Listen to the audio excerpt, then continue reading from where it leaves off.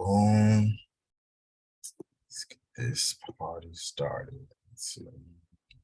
Share sound.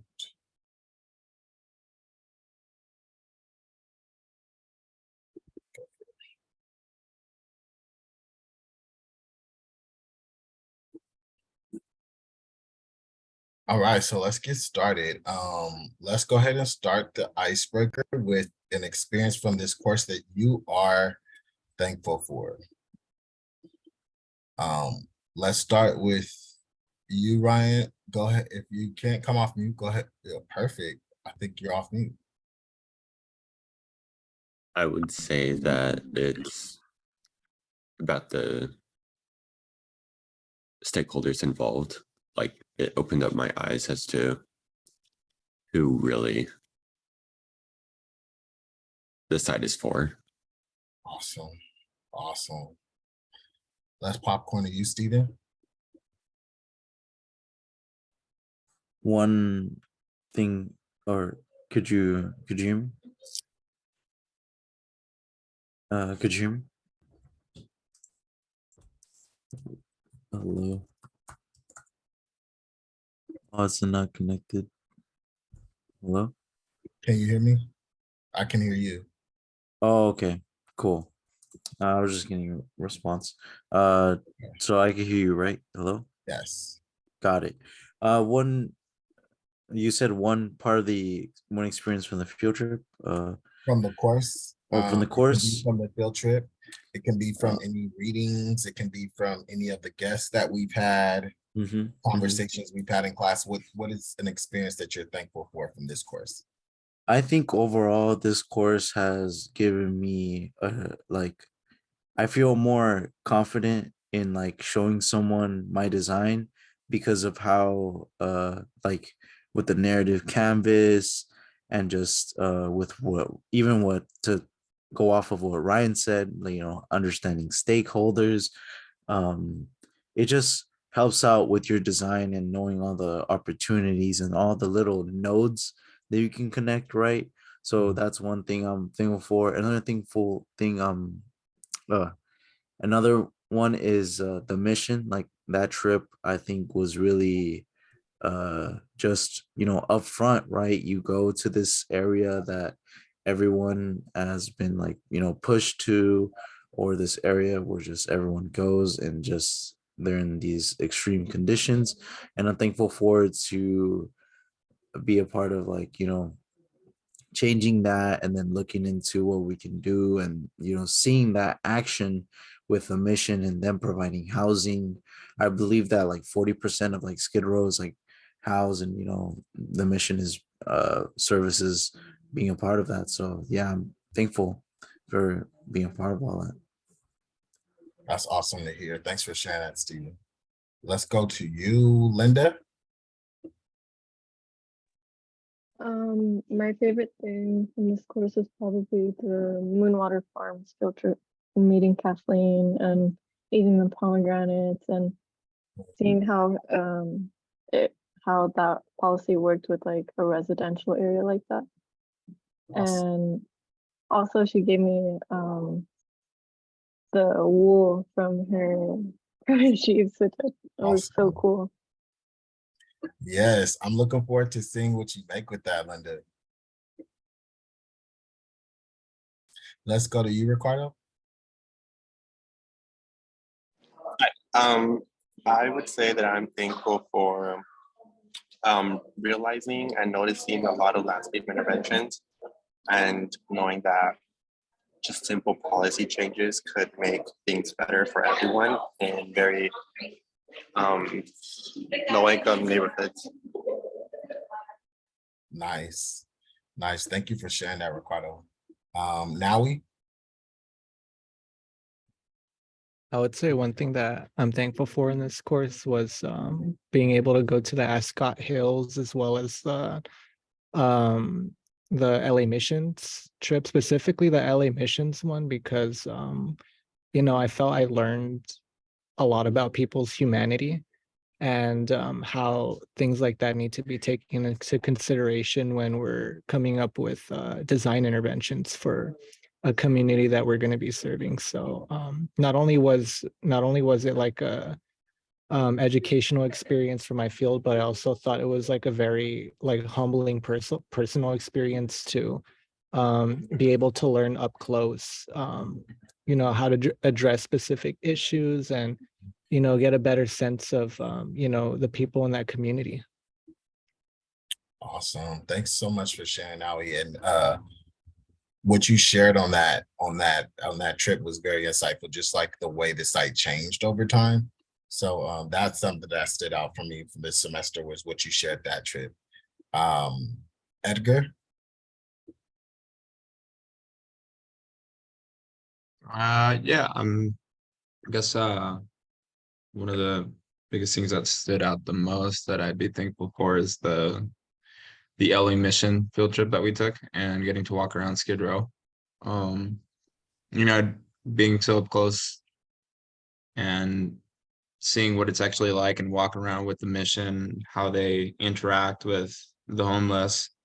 It was really humbling. And I think that's it was a really beneficial experience to have been a part of because it helps you to see what it's actually like, in that situation, what it's actually like for those people, and gives you perspective as far as like not only there, but as integrating yourself or at least creating the experience of going into, a landscape as a landscaper or with landscape architecture eyes, and what you could actually do, like actually being in that environment really kind of sets a vision and lets you see and experience it firsthand. So I think that was extremely beneficial. So I'm super thankful to have actually gone and experienced it in that way and been with the LA mission and with you and the students and, actually observing and taking it all in. I think that was great. That was very impactful for me, at least. That's for sure. So yeah, I'm very thankful for that. Definitely.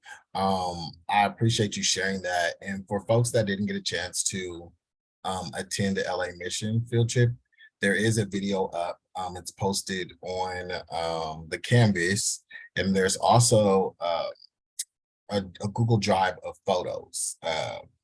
LA mission, that field trip was a very sensitive field trip, but very, again, impactful. And you had to be there for sure, right?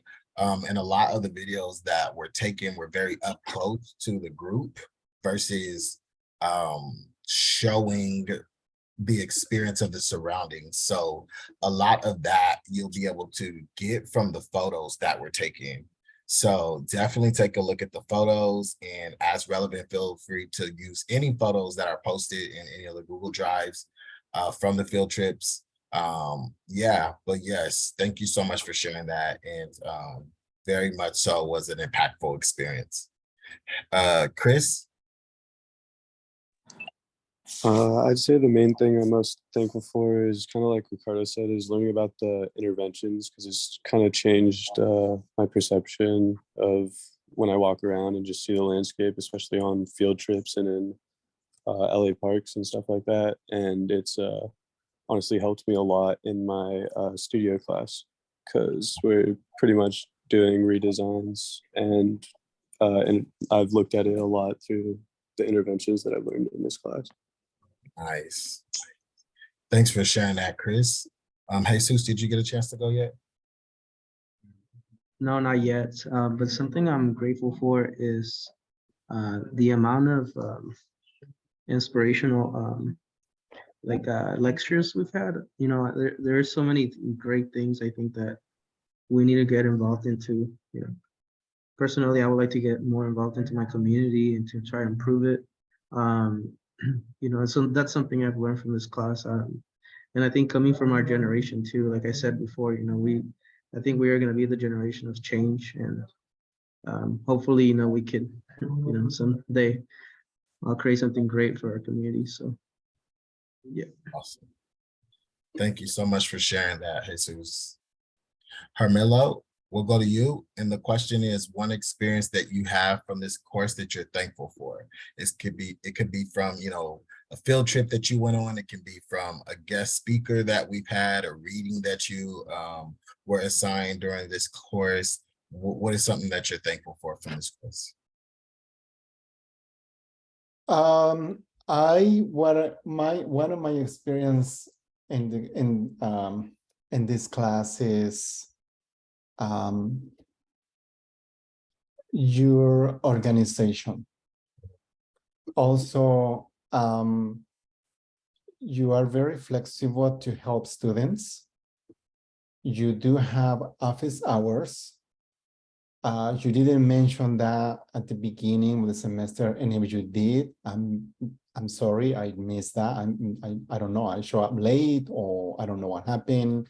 I wasn't listening, whatever the reason is, but that's how I feel. That I think you didn't mention that, but that's not a problem, because 2 weeks ago, when I was having problems to understand the assignment, you definitely at the end, you recommend me that I should go to your office hours. It helped me a lot.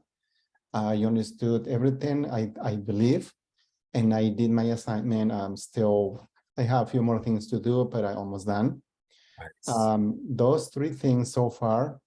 I think it is very important that you really are able to help students. You're very open to them. You encourage them to ask questions. You definitely help anybody, not just me. Anybody who needs helps, definitely you help them. And I'm a little bit impressed because I think this is your first semester, and in my previous experience in Cal Poly and my community college, some professors are not very good to teach. In your case, I really appreciate that. Definitely, if this is your first semester, you try really hard to be very organized, and I'm sure you can do much better, because also one thing that you're doing is you're asking feedback from students. And students, you are the professor, you are the expert, and you really teaches us. But also, I think a professor learns a lot from students, because they are the ones who have the problems. They are the ones who is learning, and they are the ones who decide, oh, I like this instructor, I don't like this instructor because it's not very organized. Whatever the opinion is, everybody has a different opinions, different experience, but that's my opinion about your class. And I hope and you can improve much better if other students have a different opinions. But up to now, I'm very happy what I've learned so far. I really enjoy the readings. It helped me a lot to read more and other books, read quickly. I think that was important.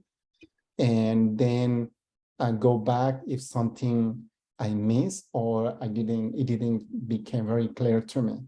So that's my comment so far.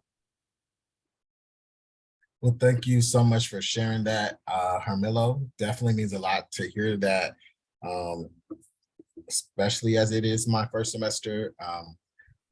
Yeah, appreciate everything that you said, and definitely open to feedback from all of you.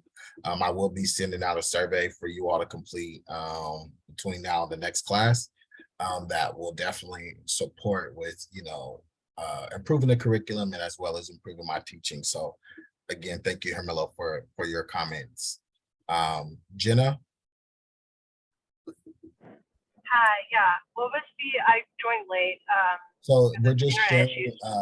one experience from the course that you're thankful for. It could be from the readings, a field trip that you attended, any of the guest speakers inside the class, or any stakeholders that you've engaged during the course.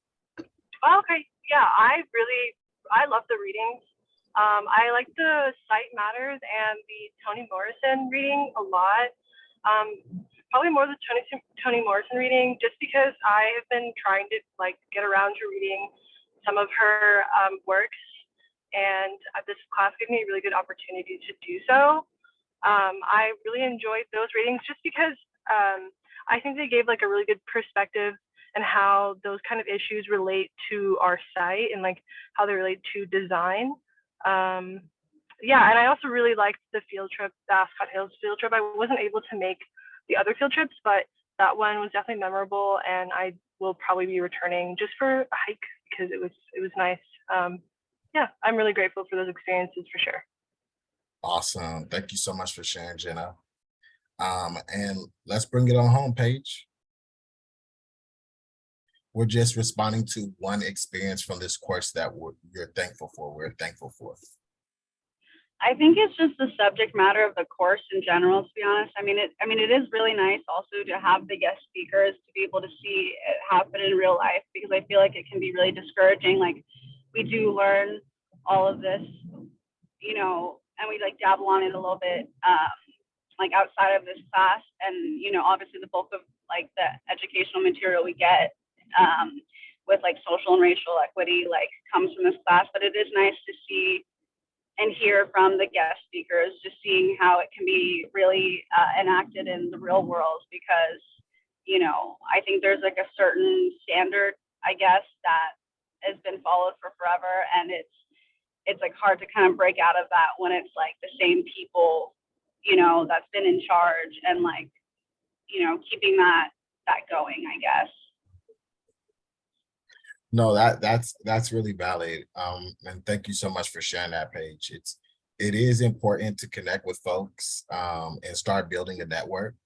One of the things that I would say that I'm thankful for, it's hard to choose one, so I'll probably say more than one, but all of you, I'm very thankful for each and every one of you for, you know, going on this journey of my first semester teaching as a faculty lecturer here at Cal Poly Pomona. I really am grateful for this experience. I'm grateful for the opportunity to share how to achieve equity through the design process. It really brings me hope to know that this is something that you all have been able to incorporate in your other courses and apply to the way that you're applying your design in your studio courses. Is really exciting. What I'm looking forward to for sure is how you all have interpreted this through in your projects, right? Your final projects and your final papers. You all have done such a great job interpreting all of the assignments so far this semester. I hope you all know the wealth of gold you all have with your presentations. Definitely leverage that as a tool as you continue to move your design career, your in the academic space as well as your professional space forward. Use it to pull language in to facilitate conversations, but also again to incorporate design considerations, right? So thank you all so much for sharing that, and thank you all. We're wrapping up, right? Like, we have a few more classes and the semester's over. I think it's only 3 more classes left. So what you should have learned during this course, and hopefully you can check these all off the list, are theories of change, right? Several design equity frameworks and a community-centered stakeholder management approach, right? So just generally speaking, thumbs up if y'all feel like you can check those 3 things off. Your understanding of theories of change, that's the narrative strategy, collective impact, and permaculture design. So if y'all know that, can I see some thumbs up? I see one. Okay. Thumbs is going up. Okay. What about design equity frameworks? Have you all been able to be introduced to design equity frameworks and then use design equity frameworks? Okay. I see some thumbs up. Okay. And then lastly, community-centered stakeholder management. Do y'all feel that you have better capacity to facilitate community-centered stakeholder management? Engage stakeholders with a community-centered approach. I see some things in the chat. I see that Steven said, shout out to the Crip Camp documentary, very insightful. to those types of cases. Yep, people in charge sometimes are on some extreme things. And sometimes we're the ones that have to facilitate that extreme approach, right? So how do we leverage that position of facilitation to ensure equity as an outcome, right? Because process, I think, in my opinion, is what actually gets the outcome. So how do we leverage a policy window to get to equity? And we'll talk about that today. It looks like Jesus also put something in the chat. Thanks for teaching us the ways of addressing community issues. I can definitely say I've learned subjects and ideas that I can incorporate in my career educationally and professionally. Awesome. And that goes to that third one, right? Community-centered stakeholder management, understanding the community vision and values. So yeah, check all of those off the list. You should really be confident. I'm very confident based off of what you all have demonstrated throughout this semester. So as you make considerations or make recommendations, do it with confidence, because you all are experts in this capacity now, especially in the lane of achieving equity through design, right? So with that said, I want to go ahead and watch this clip with you all. It is a really awesome clip with Liz Akbu, and she's going to talk about narrative in relation to her approach to design.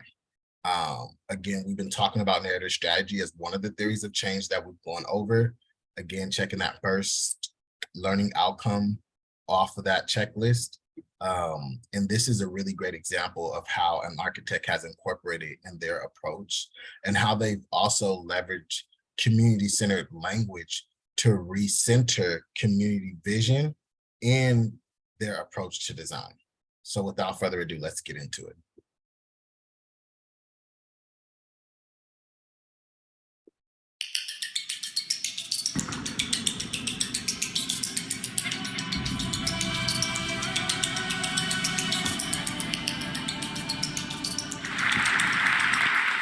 Hi, I'm Liz, and I'm an architect. Whenever I tell people I'm an architect, one of the first questions they often ask me is whether or not I have read or seen The Fountainhead. And for those of you, clearly some of you have, for those of you who are familiar with it and have just now silently asked yourself this question, let me just get that out of the way.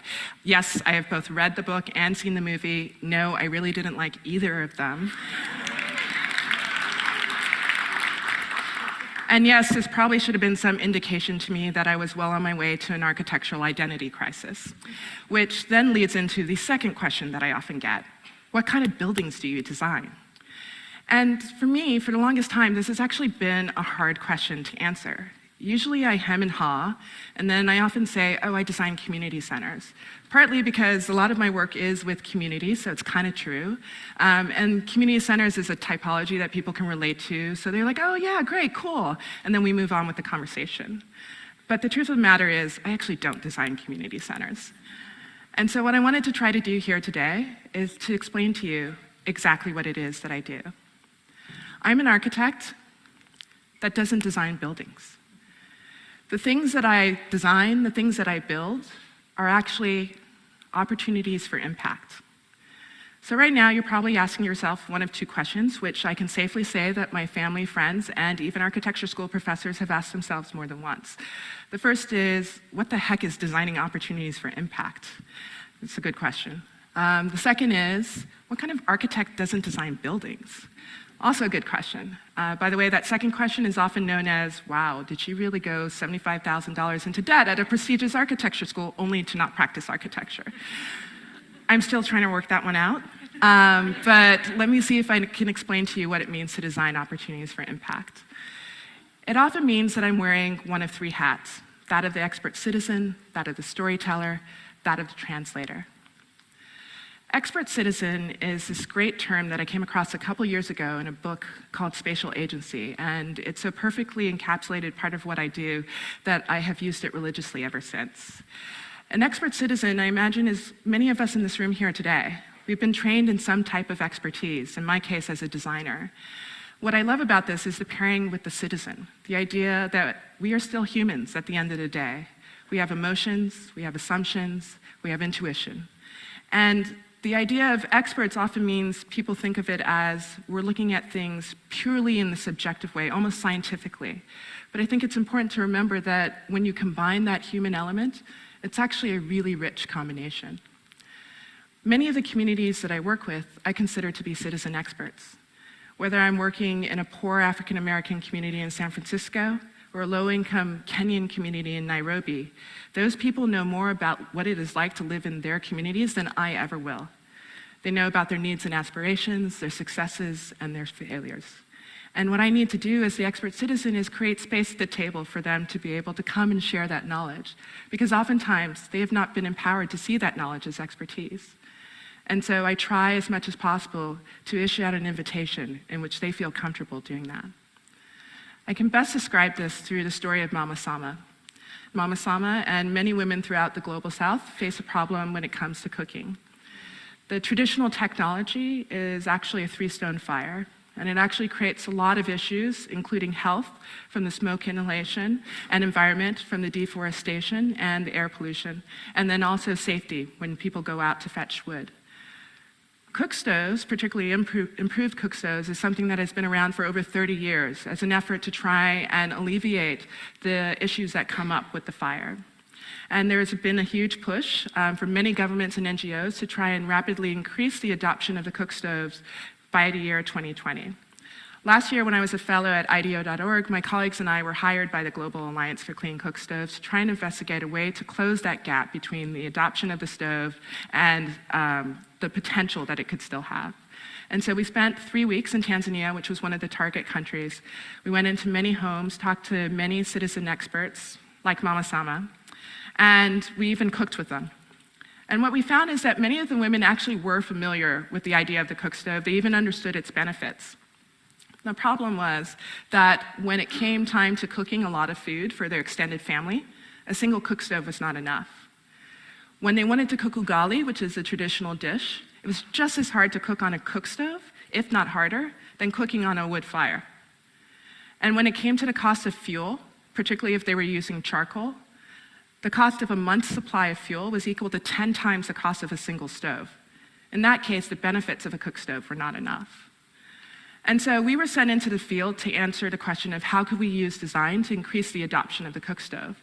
But what we found was that adoption really wasn't the problem. Many of them owned cook stoves. They just couldn't afford to be able to use it often. And if you don't use it often, you actually can't get the benefits from it.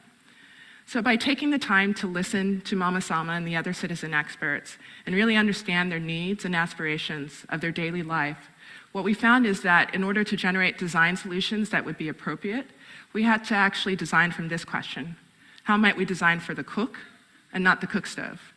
It wasn't about improving the actual technology of the stove. It wasn't about increasing access to markets. It was about designing things that actually responded to the women themselves. And so we came up with a bunch of different design solutions, everything from implements that could be added to the stove to make it easier to cook, to actually creating fuel savings initiatives, something that the Global Alliance had not previously looked at. Next, I want to talk to you about being a storyteller. And through that, I'm going to tell a little bit about the story of Roberto. Roberto and his colleagues are many things. They are artisans, they are craftsmen, they are tradesmen. They are also day laborers. There are some of the over 115,000 men and women who look for a day's work for a day's wages in cities across the US every day. And the vast majority of the sites that they do it at are informal sites, meaning that they were designed for other uses. They are the street corners, the gas stations, the Home Depot parking lot. And usually at those sites, they lack even the most basic of human necessities. There's no shelter, there's no water, there's no toilets. A few years ago, I was design director at a nonprofit called Public Architecture, and my colleagues and I felt that there was something that we could do about this. But it wasn't like a day laborer was ever going to walk into our office and say, "Hi, I'm Roberto, and I'm having a problem at the corner. I could really use your help." So we actually had to go out into the streets to them, and we treated them both as our clients and as our co-designers. And the product of those conversations, several years of conversations, resulted in this: the day labor station. It was a prototype semi-permanent structure that could be deployed at informal hiring sites. It was based on an idea of a kit of parts, so you could reconfigure it to meet the needs of a given site. In this case, what you see is a rather large station because it was supposed to be a proposal for a site in Los Angeles that was going to house over 150 workers. But the central elements were always the same: a seating area and pods that could house a bathroom, an office for a worksite coordinator, or even a kitchen so that you could have an income-generating food business that could help sustain the station. It was flexible in use, everything from an employment center to a classroom so that you could teach additional skills to the workers. I often get asked if by building this, was I not making it worse for Roberto and others like him? But the fact of the matter is that many of these hiring sites have been around for years, if not decades. If you think in most cities, when you go around and you're looking, there's no giant sign that's saying day laborers here. But if you were to ask anyone, they would be able to tell you, oh yeah, you go to that corner and that's where you pick them up. The fact that there is nothing there belies the fact that they are actually rather permanent. I recall Juan, who was a day laborer that I met in Houston when we were looking at building one of these there. And he said to me, I've been coming to this site for many years. It is a place in which I earn my living. It is sacred to me. But because there is nothing here, no one else sees that. And so for Juan and others like him, building this wasn't about trying to create something that would bring unwanted attention to them. It was about trying to create something that is actually emblematic of the permanence of their site and that could help actually bring dignity to them. In terms of an architectural project, this was actually a bit of a failure. We launched it right before the economic collapse, and although I flew all around the country at the invitation of cities who were really interested in this as a novel solution, when the collapse hit, as you're closing schools and cutting services, it simply was politically untenable to spend money on illegals. But that actually forced us to think about what were some of the other outcomes that came out of this. We treated this project not as a design exercise, but an opportunity to create transformation of the way in which people saw a particular type of space and saw a particular type of people. And to that end, we tried to tell the stories of Roberto, Juan, Gabrielle, Leobardo, and others like them. We tried to tell the stories of them and their American dream, their desire to come here for a better life for themselves and for their families. And we tried to tell the stories of their sacred spaces, the places in which they earned a living which would support that dream. And we took that story far and wide. We took it to the Los Angeles Times, the Cooper here at National Design Museum, the Venice Biennale. And what you see here is actually a poster from a big international award that we won for this project. And on this poster are actually quotes from emails that I received over the years from doing this project, both good and actually a lot bad. And the thing that we felt really important was that this was a catalyst for a conversation. No one was talking about these sites before. And by opening up the conversation, we were talking both what they are now and what they have the potential to be. It was also really important to tell this story not only to the wider public, but also to the workers themselves. One of my favorite moments from this project was that I had the opportunity to present it to a convention of day laborers, and yes, there is such a thing.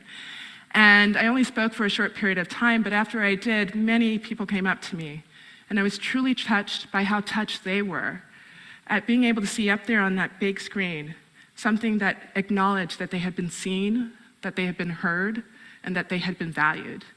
And that's the power of being a storyteller. As for the translator hat, you've actually seen that over the 10+ minutes that I've been talking.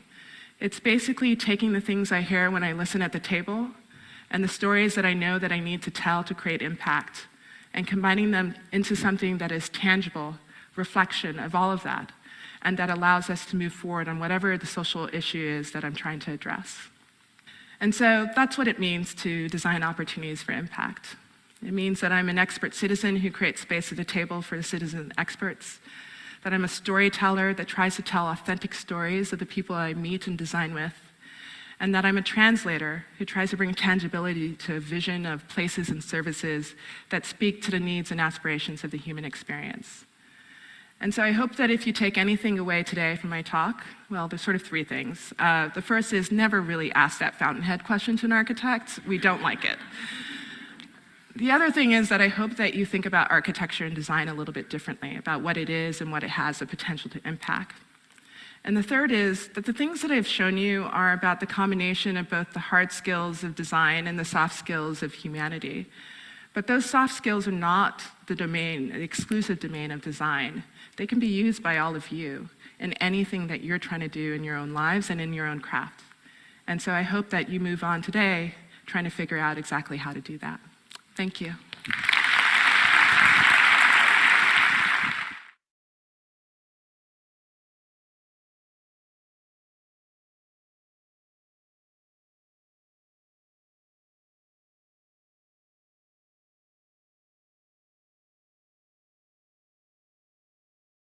All right, so I hope you all enjoyed that video.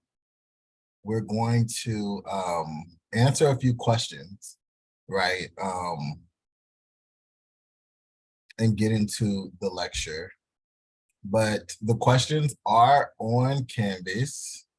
You can find the questions on Canvas. Let me go ahead and also put them in the chat.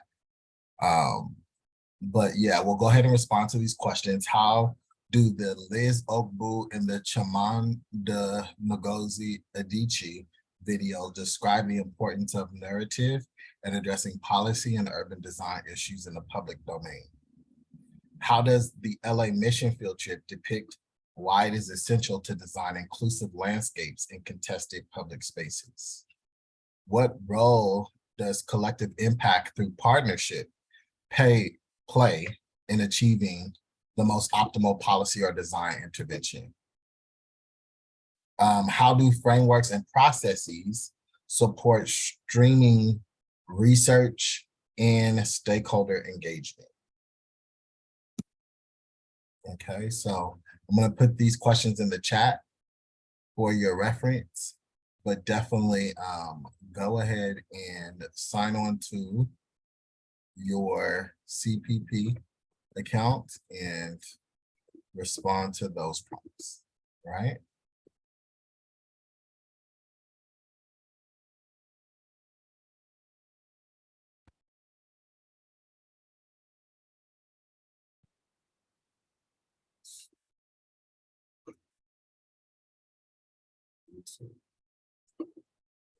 Yeah, copy my CP.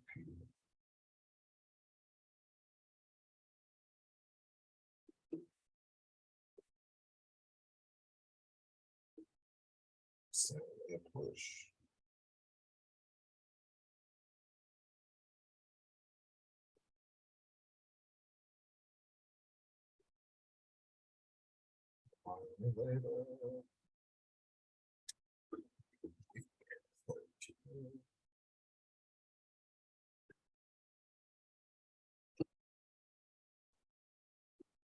Right, so the question play.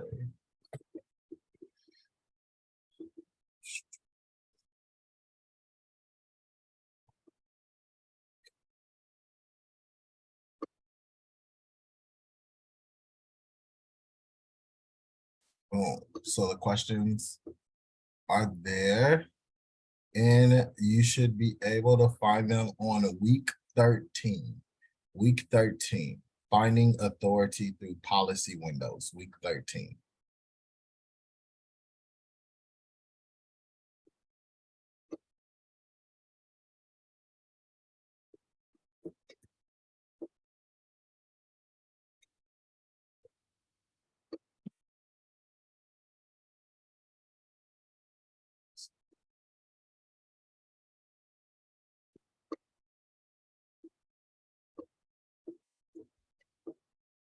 Hey, Ronnell, I'm only seeing a week 12 model. I'm not seeing a week 13 yet. Let me see, it should be there, but let me see, modules. You know what? Refresh it and see if it's there now. Okay, let me check. There it is. Okay, cool. That Thanks. publishing button gets me every time. They're the same questions as the ones in the chat, right? Yes. Okay.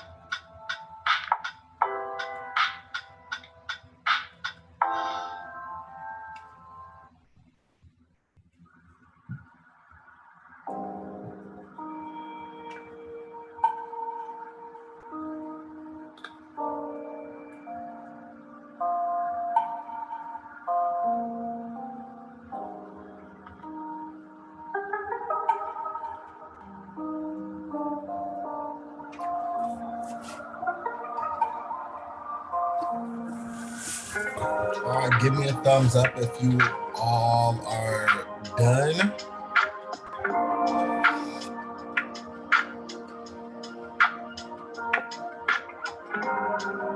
All right, give me, okay, we got one person done.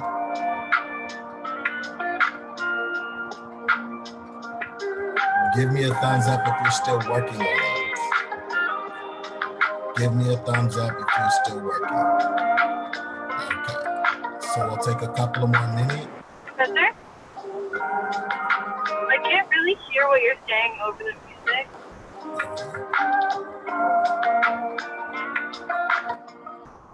I was asking you all to give a thumbs up if you were still working.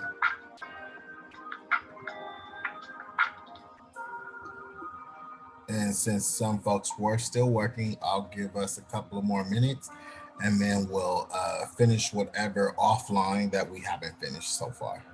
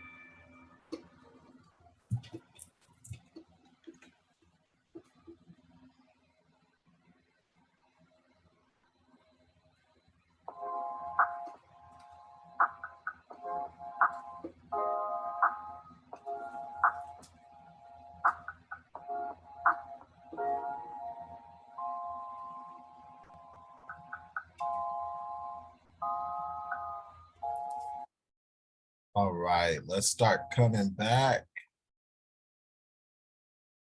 Again, if you haven't finished, you'll have about a week to submit this. So feel free to work on it offline, but we will have a few folks share out their responses to these prompts. Let's start with you, Linda.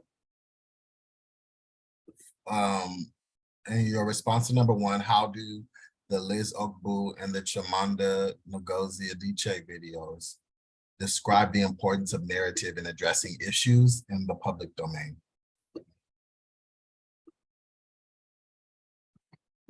I wrote the importance of the expert citizens and the citizen experts really helps open up the conversation for the narrative that can be found in a landscape. Awesome response, awesome response. And just to dig a little deeper, how would you say your favorite field trip with Moonwater Farms, I believe you mentioned, spoke to narrative for you? I would say with Kathleen, the way she set up the design in her residential area, I think it was really big that she didn't include any fencing around her house, and how she grows things like avocado trees, pomegranate trees, things that give off fruit or can be used like from different purposes, and that she doesn't interfere with people who just take some of the stuff just because she wants to derail the hierarchy of the whole her being the owner of that area and also being in the community. Thanks so much for sharing that, Linda. And that's an awesome example. Let's go to you, Stephen. For the second one, how does the LA Mission field trip depict why it is essential to design inclusive landscapes in contested public spaces? The essentials presented on the LA Mission field trip depicted the narrative of the homeless, the suffering, and the suffering from addiction and the suffering of life problems. It is important from the field trip to acknowledge that these are people, and these are people a part of the city, and their stories of everyday they're everyday people living in these like serious conditions, and they're as much as part of the city as you are. Therefore, it is essential that it was brought out um, in the field trip. Awesome. Thank you for sharing that, Stephen. I'm gonna have Edgar and Nawi respond to this because you both were on that field trip as well. And I'm interested in hearing your perspective, especially since you all were there. How did you all respond to this? Let's start with you, Nawi.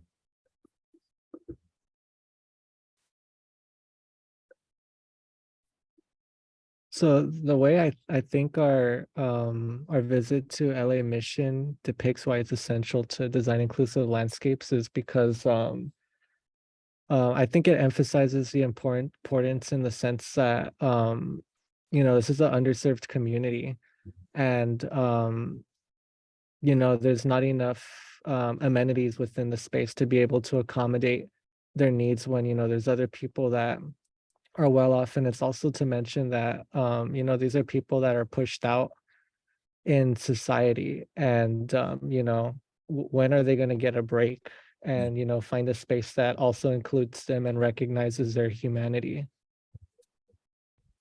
Thank you for sharing that. Let's go to you, Edgar.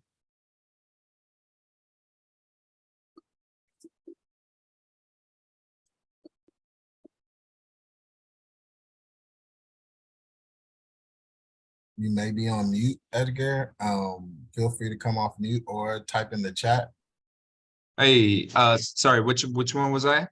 The second question, how does the LA Mission field trip depict why it is essential to design inclusive landscapes in contested public spaces? Well, I said it lays a foundation for a type of civil life to build a sense of attachment and belonging for everyone. Amen. For everyone. Pretty concise. Yeah, for everyone. I think really what stood out to me in relation to that is, although the space was being used differently than other public spaces, there was a demand for a design adaptation to that. One of the most, I guess, evident components of that was the lack of pedestrian walkway on sidewalks, and how there was an opportunity to be cognizant, similar to what Liz Ogbu was mentioning in the video we just watched, as it pertained to the day labor spaces, right? Being mindful of the existing need of design of permanent usage of public spaces, even if there isn't like an official designation for that space, right? Like it's being used for that. I mean, within Skid Row, there is an evident usage of the sidewalk for living space. Many of the people experiencing homelessness on Skid Row are using that area to set up their tents, their beds, and other things that belong to them, right? And so this required us to navigate the area in the street in a lot of areas. And so how can we design the space to be mindful of how it's being used, and also being mindful of this additional need to use the street? And we've seen practices of the street being used for other things, like bike paths, like the El Fresco dining program that really took off during COVID. Many parklets were established for restaurants so that they could still generate income and be in compliance of COVID regulations by serving food outside, right? And so we've seen how the street has been used for other things, depending on need and depending on, the communities need. For example, if this is a community with businesses, they can use it for parklet. Well, in Skid Row, this is a community where people need the street for either walking or living. So how can we design with that in mind, right? And so, yeah, thank y'all for those responses. Again, take advantage of the opportunity to look at the pictures and the videos from the LA Mission, which I believe will give you all some great insight on your projects, even if you're not doing it around the LA Mission site. So with number 3, what role does collective impact through partnership play in achieving the most optimal policy or design intervention? What role does partnerships play? Let's go to you, Jenna, for this one. I put that I was using the example from the TED Talk that we just watched with how she like included, like I really like the term expert citizen. I think that could go in hand with like the partnership thing. And including those people in the design is really important, because if you don't, then you're designing for nobody. But I kind of struggle with this question just because I felt like it was a little, well, not the question, but I felt like there was a lot of different ways I could have gone with this. So I tried to stick to the TED Talk that we had just watched. What else was coming up for you? I thought about Ascot Hills a lot, because that's the field trip that I went on to, and I didn't get to go to the Mission Hills one. And I was thinking about the stakeholder groups in Ascot Hills and how it, like, when we're designing those like areas for them that are like ecological restoration, we have to think about the stakeholder groups, like the people that live in the area, and working with them in partnership with the I forgot the trees people, but they're like that's like a good partnership. Those are people who are stakeholders. So I was just thinking about that and the Ascot Hill. Awesome. No, I'm glad that you brought up the video, because the TED Talk video really talks about how important expert citizens' lived experience. We talk about it as lived experience expertise in this course, but that expert citizens language really encaptures what we're communicating with the lived experiences expertise component, and really connecting with them as Liz was speaking to was essential into making sure that they were being responsive to the community's need, right? And so when you brought out Ascot Hills, that was a great example, because Northeast Hills has a very strong relationship with community, and they're a really great partner to engage when you're trying to understand what that community's vision is, even if it's like, let's say, research or direct engagement, right? Oftentimes as an outsider, you may not have that, intimate relationship with your target demographic. And if you're trying to get insight with them, connecting with partners is going to be like a best practice, who already have those existing relationships with your target demographic. And Northeast Trees is an example of a stakeholder who has that, right? And using partnerships like that is a great modeling of collective impact, because it's identifying, let's say, your role as I really appreciate Liz talking about using language as a translator, right? You're translating both the impacted person's vision as well as, let's say, the policy constraints or the policy alignment to the design intervention that you're trying to achieve, right? And so in the example that you provided, Northeast Trees plays a part of that collective impact role by being the community partner, and you being the visionary of the design and how to incorporate that into a landscape intervention, are leveraging your role to understand the community's vision in partnership with an organization like Northeast Trees. So great example, Jenna. Thank you for sharing that.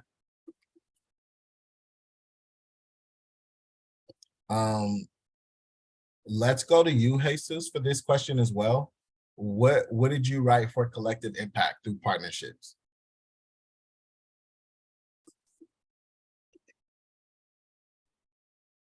You said collective impact and what? For the question number 3, and number it 3. is. Oh yeah. So I wrote that it is important because the design process is an involvement of multiple ideas and precedents, and it is better to design while collaborating, because many times I personally feel like stuck, like mentally stuck, where I cannot get away from, let's say, one specific idea, or and I think while speaking with others in design allows us to sort of explore other possibilities.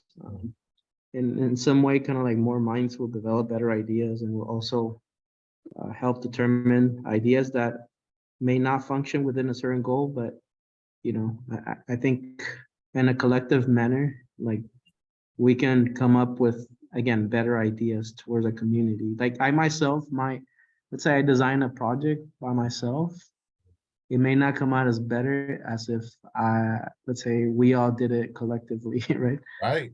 No, I think that's a perfect example, Jesus, because when you do things together, there are certain blind spots you can account for Mhm. because let's say using the example of expert citizen or lived experiences expertise, both of those depict this idea of leveraging the individual's expertise that they contribute to the work, right? And so Right. with collective impact in the example that you gave, Jesus, it really describes that very well, where you're saying the more folks that we have at the table, the better the outcome could be, right? Because you're Yeah. having all of the considerations that everyone individually can bring to the conversation. So great Yeah, example.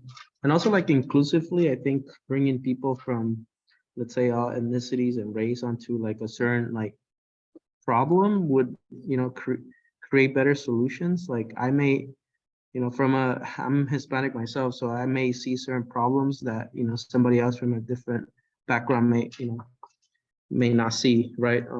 Or even just culturally, you know, just, or even in certain language, right? Like I understand certain different things from just living in a Spanish household and in a Spanish speaking household, right? So No, those are really great examples. And I think when we're talking about the design process, it's really critical to be intentional about being inclusive, right? Because yeah. sometimes Mhm. existing processes aren't inherently inclusive.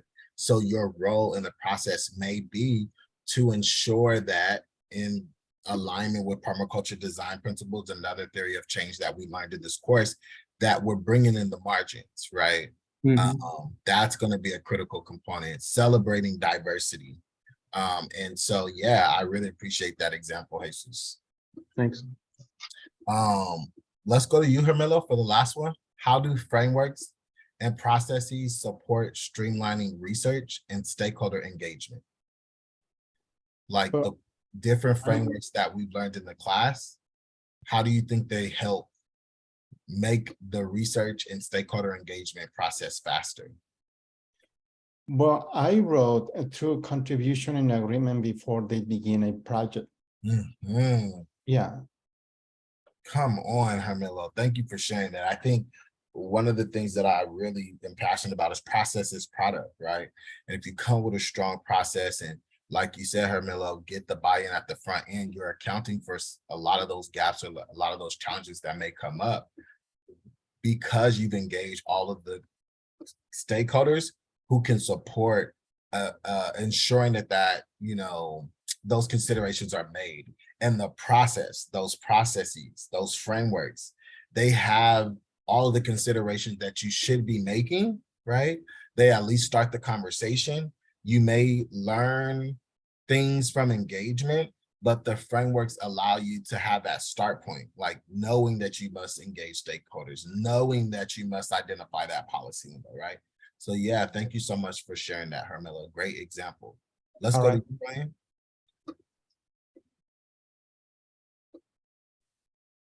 For the last question, Yes. I believe that it's a pre-planned procedure that results in efficient communication sharing of information. Definitely. I think you bring up a good point when you're talking about communication. When you have processes and frameworks, it's a great way to identify common language across stakeholder groups that everyone could agree upon. It's a great way to message what you're trying to achieve, and then also identify who those messages are for, right? And that efficient communication is very critical when you're trying to achieve a design outcome. And those frameworks allow you to say, okay, well, we're addressing, let's say, state and federal considerations, or we're addressing county and city level considerations, or we're addressing the community's vision, right? It allows you to understand what language you're building into and what impacted stakeholder group it's speaking to. So yes, great example, Ryan. I know you're hopping in on this conversation, Vivian, but just in thoughts of what you've learned in this course, in relation to the frameworks and processes, how do you think they support streamlining research and stakeholder engagement? All of the frameworks that we've learned in this course, the different processes we've gone over, how do you think it's supporting the research process or the stakeholder engagement process?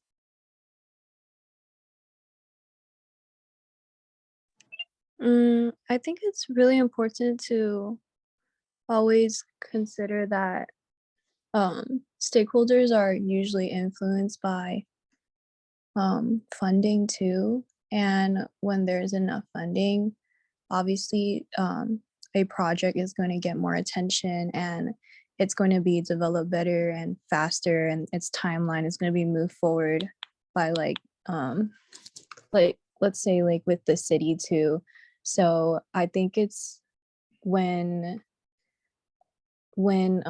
presenting a project, I think it's really important to kind of bring forth like your narrative and like the community's point of view, and kind of create this rapport between the community and like the city, and how their needs can be satisfied through the projects that are proposed. Amen. And the frameworks really do an awesome, well, they play an awesome role in helping you map that out, right? Map out how do you align the policy window to what the community is asking for. Sometimes it's hard to do so, and the frameworks help you kind of create that formula to not only understand it yourself, but also articulate it to the different stakeholders that it impacts. So yeah, thank you all so much for sharing that. If you haven't had a chance to complete it, you do have about a week to submit those. So definitely complete those and submit it. Let's see, how do we, is this what I want to do? I think I do want to do that. Let's go here. Y'all should be able to see my screen, or can y'all see my screen? Yes, y'all should be able to see it. Okay, cool. Let's see. Present. Okay, that's great. Present. All right, getting back into it. So we went on ahead and answered the great questions there, and we've been going over these awesome frameworks, right, throughout this whole course. And one of the biggest things is trying to identify how to engage impacted people in these conversations. There's a lot of different ways to do it, and this is a framework for the, let's say, structure of those conversations, making sure that impacted people are directing the discussion and identifying the policy focus areas. But let's say the implementation and strategies, that's definitely going to be developed by the impacted person, but it definitely has to be aligned to the different constraints around the budget, around, you know, legislation, and also other stakeholders, because a lot of times when you're dealing with different stakeholder groups, they oftentimes are focused on their agenda only. And if you're the stakeholder manager, you have to address everyone's concern, right? And so that's not the easy job in the process, right? But being able to communicate the vision of all stakeholders to each stakeholder group is a big part of it. But the way that you can facilitate impacted people into the conversation is really helping them be a part of the decision-making process. And this framework supports that, right? Making sure that they're leading the discussion, that they're facilitating different policy implementation processes. And this can be conducted in partnership and collaboration. You may be the backbone entity that has, like, let's say, the technical assistance support, like computers and site and location for folks to engage. But with that being said, you also have to provide the structure and the support, and maybe even identify the partners and relationships they'll engage with. So this is a structure that I developed as a policy manager when I was with the Food Policy Council. And so this structure supported the development of a few policies, specifically the Good Food Zone, which was actually passed and is currently being implemented by the city of LA. But there was also some policy organizing around urban agriculture and food waste as well. And so this framework has definitely been effective. And what we were able to do is, again, have the community lead these discussions, but also break them into subcommittees, because a lot of the conversations aren't going to be able to move forward in this, let's say, large group space. So you break them off into the subcommittees from the directives established in the larger group for them to do the research or do legislative visits or develop the implementation outline, right? But ultimately, all of this work results into a policy implementation proposal that informs how the policy is implemented. This same framework can be adapted to a design model. A lot of this is being coined around participatory partnering with community. There's participatory budgeting. This is an example of, let's say, participatory policy development. There's also participatory design, right? So this is a framework for that. So what are you trying to accomplish, right? When you're dealing with impacted communities, you definitely want to make sure that you keep their eye on the prize, right? So making sure you're constantly asking the question, what are we trying to accomplish? How will we know that a change is an improvement? And what changes can we make that will result in improvement? So a lot of the work in answering these questions requires action, planning, doing, and studying, right? And so when you're doing this work with impacted people, you want to make sure that they have the opportunity to participate in these processes, create pathways for them, but you also don't want it to, you want to give an opportunity, but you don't want it to end, right? You want to make sure that they play the role that they're most comfortable with, and also make sure that you're not making false promises, right? There are also some constraints. Sometimes you're going to be working for a government entity, and there are going to be certain roles that the community just cannot play. So having clear roles and responsibilities for each stakeholder in the process is going to be critical.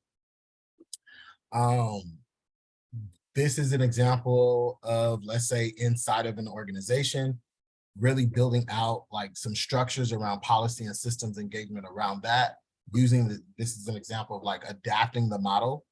But what really is important is this roadmap. And we've talked about the roadmap in this process before. And this is really taking, let's say, the community's vision and making sure that you're moving it to the end goal of, let's say, a policy outcome. And so you're leveraging that narrative-based strategy to do what? Identify the barriers and opportunities in the existing system, investigate challenges and successes present in the target policy area. So you want to have good precedent too, right? You don't want to always just look at what's bad, because you definitely want to identify what your intervention is, but you also want to identify what precedents exist as best practices. You want to develop solutions that connect the dots between the barriers and opportunities, and then leverage that to inform decision makers. In the design process, you may be the decision maker, but this is really understanding the role that you're engaging with impacted people to inform your design considerations, right? So that engagement informs decision makers through a design or policy proposal, a structural change, or a programmatic recommendation. And one of the things is, how do you really tap into the feedback loop? How do you know if you're making an impact? You connect with the people again. You restart the process. You get into people's understanding of how they experienced it through their lived experience. And if they're not, engaging with your design in the way that you intended, you can use that information to make changes, right? Basically going through the process over again. Another thing I want to mention, I'm going to say it every time we go through the roadmap, is that you don't want to throw away ideas. You want to put them into a story bank atlas, right? This is really making sure that, let's say, because of a design constraint, you can't move a policy forward.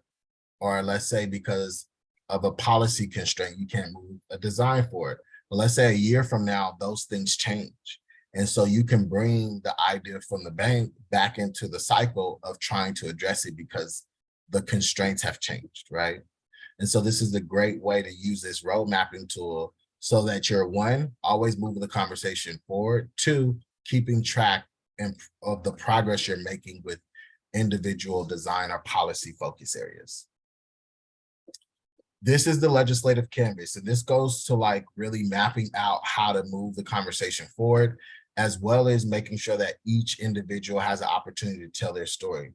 We were talking about like the opportunity to have them participate and research. That's all this left side, right? Their story is on the right. Challenges, solutions, values. We definitely want to get that directly from them. The left side is really trying to understand which part of this process they want to be a part of, which part of this process is impacted by any design constraints or any policy constraints or any constraints in general. But the existing system is really talking about what is creating the challenges that they're addressing, right? If it's a design issue, let's say we're talking about LA Mission, the challenge is access to the walkway, right? So what are the challenges? One, existing is the existing system doesn't allow pedestrians in the street. It's currently being used for the street right now, but the street is not blocked off for that to be done safely in some of those areas. So that's an existing system or infrastructure. What is the solution to that? Designing more, claiming more of the street for pedestrian or living spaces for people who are experiencing homelessness. What is a policy window? There are different policy windows for different issues. We'll talk about some of them today. But for example, the county is doing the Black people experiencing homelessness working group and committee. So there's a lot of effort. I think there's like 67 recommendations that came from a committee that was made up of many stakeholders, many of them with lived experience, to inform how to address the disparities of Black people experiencing homelessness. So that's a policy window to, let's say, address, like, let's say a design component, because the county is already trying to bring awareness to this lived experience of people experiencing homelessness. So that can be an opportunity to say, okay, well, we're going to bring awareness to the design experiences of this challenge and then address it. And then through this policy window that exists of these 67 recommendations, try to identify which ones are most aligned to the landscape interventions that we're proposing so that we could partner with this policy window in this landscape intervention as well. And so that's an example of a policy window that you can leverage to move your focus forward. How do you build that? The other thing is that landscape mapping. You can have them participate in this. This is really important. If they have folks who are part of the target demographic group, they may know the community-based organizations you want to connect with. They also may know adversaries, right? And then also with the champions, when we're talking about champions, that's oftentimes the person that has the money or the person who can change policy. So philanthropic organizations often have money, right? Government organizations have money.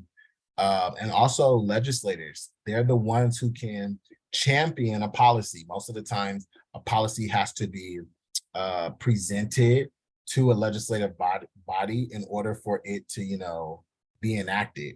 And so if you don't have a legislative champion for that, then it's more than likely that it's not going to move forward. And specifically in relation to design, many of the rules that we have to follow as it pertains to design, they are established by the city's general plan, the planning department, right? The different zoning codes and the different city ordinances. So a lot of those things are impacted by legislators, what goes on the ballot and what people vote for. So those are an example of really trying to identify who your legislative champions are, who are the organizational champions. If it's a ballot win, there are organizations who organized, right, to get folks to vote on it. So when you're doing your landscape mapping specifically to, let's say, a design issue, you definitely have a policy connection to it. So this legislative canvas, again, helps that conversation to be facilitated, and it allows you to help impacted people participate in the narrative development, right? And so we've talked a lot about the importance of narrative. Liz, in the video we watched earlier, really talked about the importance of narrative. What I really think is important about, let's say, your engagement is not only getting someone's story, but also getting them to have an experience of, let's say, understand the civic engagement process better, or understanding how them themselves can be a part of the design process. But most importantly, they should go away from the experience having a better understanding of what their narrative is. They should know, as well as you, what conflicts are identified within the work that you're doing, what characters are identified, how do people of color how are they experiencing systems differently? What are the values and ideologies supporting this experience, right? They should be able to understand these questions, have these takeaways, have these answers from the engagement they have with each and every one of you. So what I want to do now, before we go into examples of real policies and how they leverage the community center engagement, I want to go through the policy making process. One, because I think it really depicts somewhat of, let's say, a design approach in the sense of a process is product, but it also allows you to understand the policy making process and how it is an important factor in some of the design considerations you have to make, specifically as it relates to policy constraints. This video is a really awesome, informative video that talks about the policymaking process, and again, really explores different ways the process has impacted different industries, right? And a lot of those industries peripherally impact the way that you approach design. So with that said, let's go ahead and get into this video.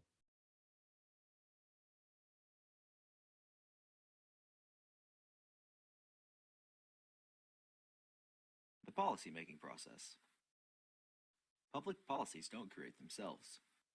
Rather, many groups, both public and private, contribute to what is known as the policymaking process. The policymaking process is the process by which policy comes into creation and evolves over time in the American government system. Before we get into the system itself, let's go over some vital vocabulary to aid us in our discussion.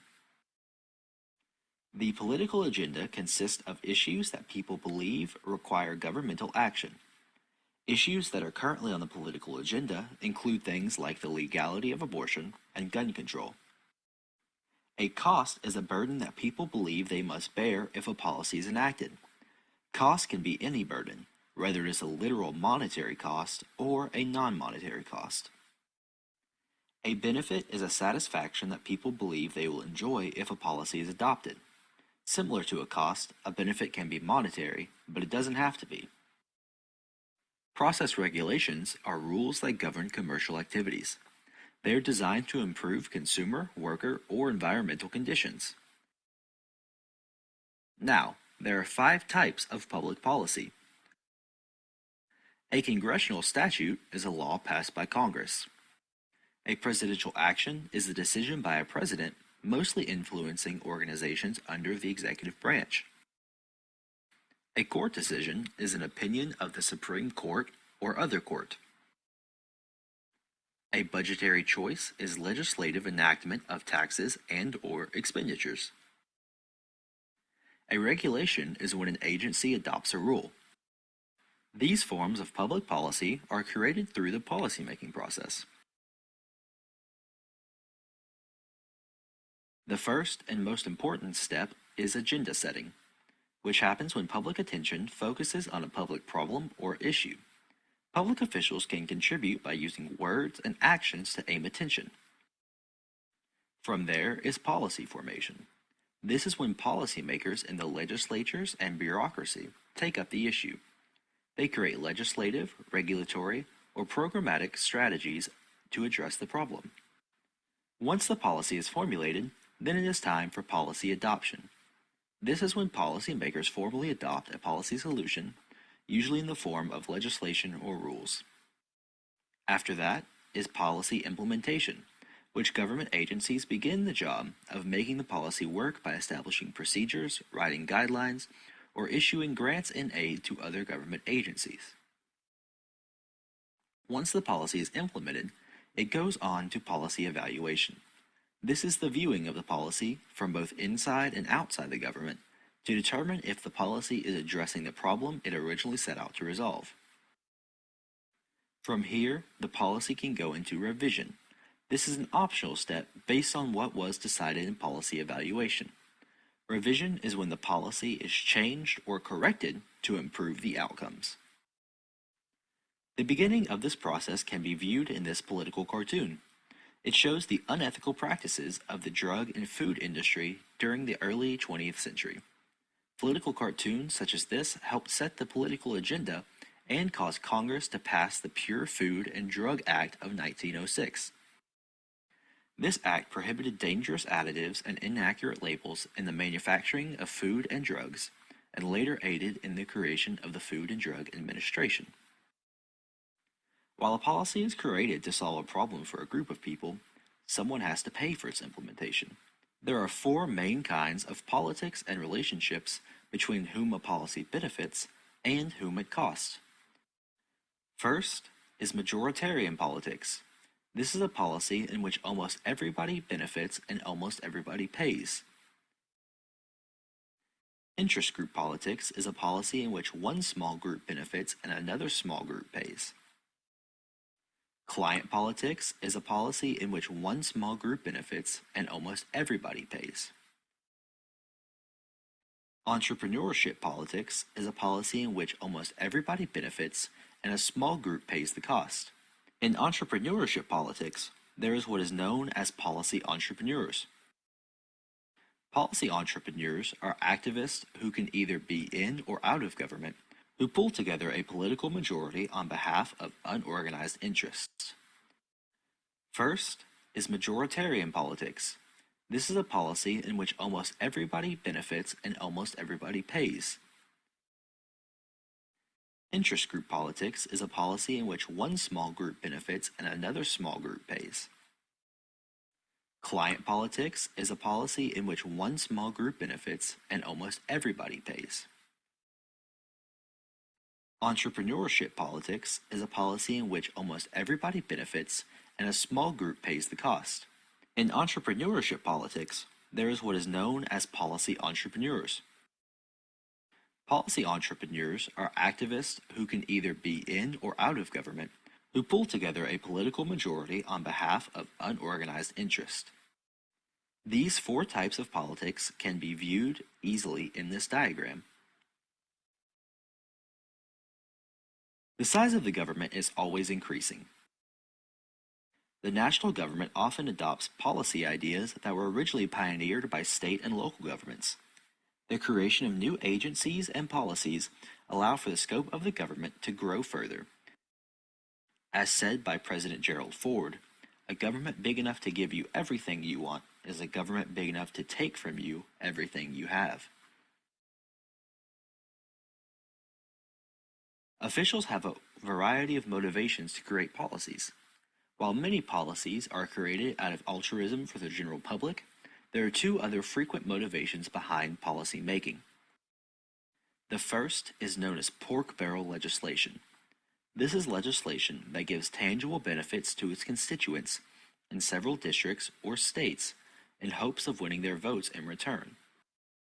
Due to being able to be re-elected an unlimited number of times, congressmen are constantly trying to please their constituents to aid them in their next election. There is also what is known as log rolling.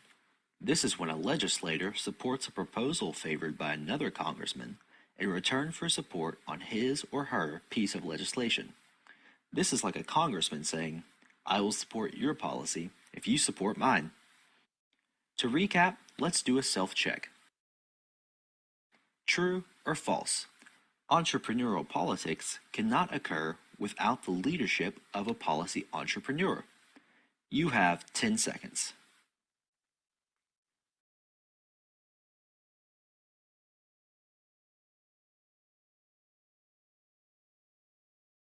Put your answers in the chat. True or false? True or false?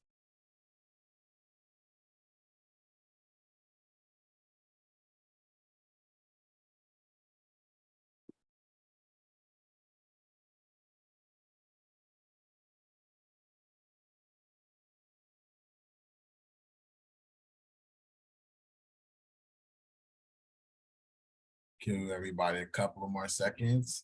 So somebody said true. There's a couple of trues in there. Hermelo said false. Edgar said false. Okay, okay. Couple of trues, a few trues. Trues are winning right now. Let's see what happens.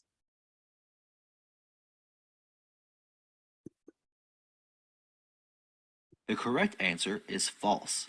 It can occur with or without such leadership. Let's try another. True or false? The bureaucracy reacts to policy, but is not a source of policy.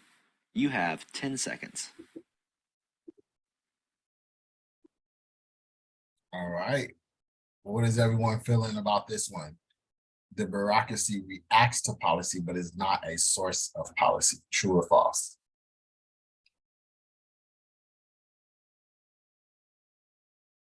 True, true, true, true. Okay, so trues, okay, trues. Let's see. The last one was false.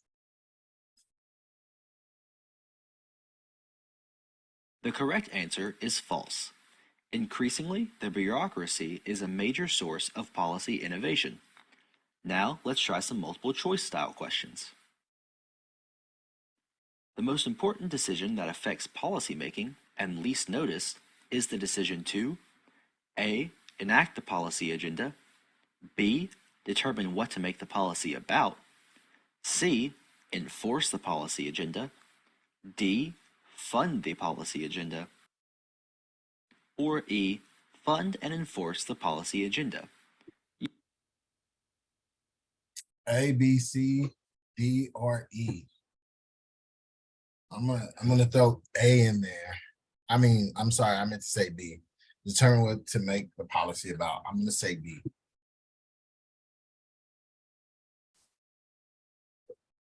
All right, Hermilo's saying B with me. I see Stevens with A. There's a few people who are scared to guess, I guess. A little jaded from the first two, I feel. All right, Ryan put in D. Let's see what we got. Let's see. You have 15 seconds. Gave us more time for this one.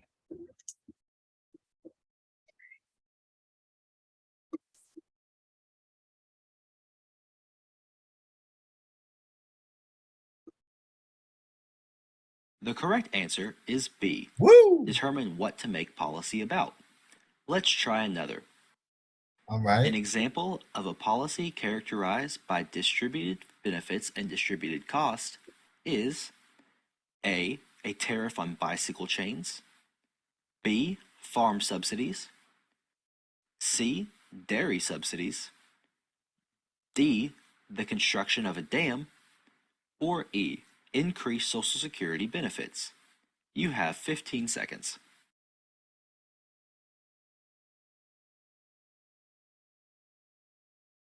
I'm gonna go with D, but that's a hard one. What are y'all going with? Pause. What are y'all going with?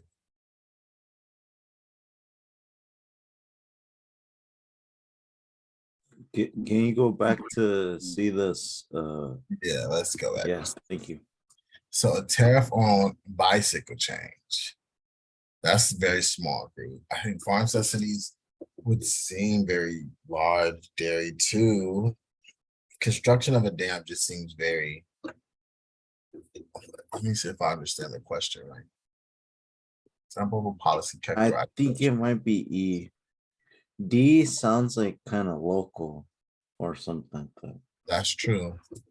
E sounds more like a federal thing, and I think that kind of like benefits is like you have a secure retirement fund, and then costs is taxes and getting your check.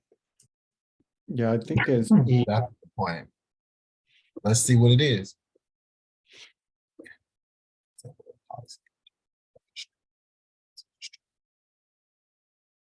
The correct answer is E, increased Social Let's Security go, benefits. Steven. I see Jesus Through the 6 said steps of E as agenda setting, well. policy Um, formulation, who else? adoption, Who else? implementation, evaluation, and Ryan. revision, Ryan said E. policies are created. Good job, y'all. So there's that. So I really like this video. It is centered in policy, but like I've been saying through this whole course, policy and design, I feel have a similar process.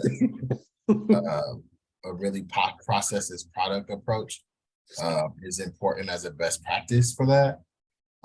With this video, it talked about majority interest, client, entrepreneurship is the 4 policy, framings that you would want to consider. And I think that can be substituted for majority design, interest design, client design, entrepreneurship design, right? And the different subsets of those categories is relevant. But as we continue to move through this, I also want you all to be mindful of the power of the policy window. When we're looking at the narrative canvas, the policy window becomes the authority that allows us to move our recommendation or our design approach forward. It is what allows us to tell the majority, the electeds, the client, or whoever, this is what you told me to do, right? So really identifying that policy window is really going to be important. And the policy process that we just went over just told you all of the components that go into that. But before we go on, I'm gonna have a couple of you all share out what stood out most for you from that. Jesus, what stood out most from this video to you?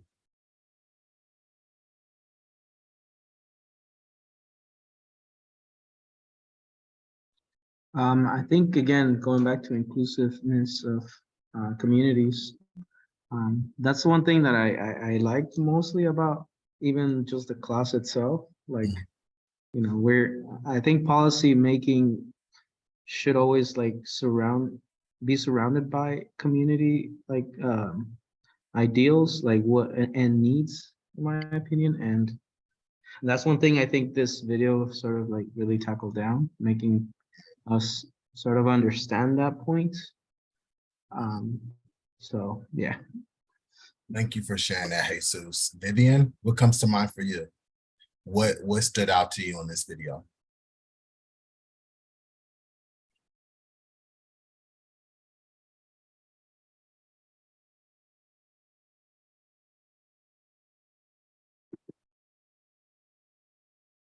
Feel free to write in the chat if you cannot come off mute, but I'm gonna go to Jenna.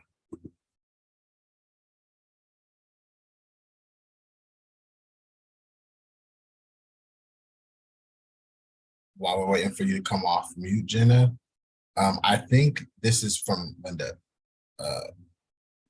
Linda put in the chat, I think the policy revision stood out the most to me. And I was wondering how long that usually takes after you realize the policy needs to be tweaked or isn't working effectively. That's a good question, Linda. Can you hear me? Hello? Yes, go ahead, Jenna. Oh, sorry. I've been having some audio issues. What was the question? Before I have you respond, I'm gonna just respond to Linda's Okay. real quick. But the question is, what stood out from the video most to you? So I'll have you think about that for a second.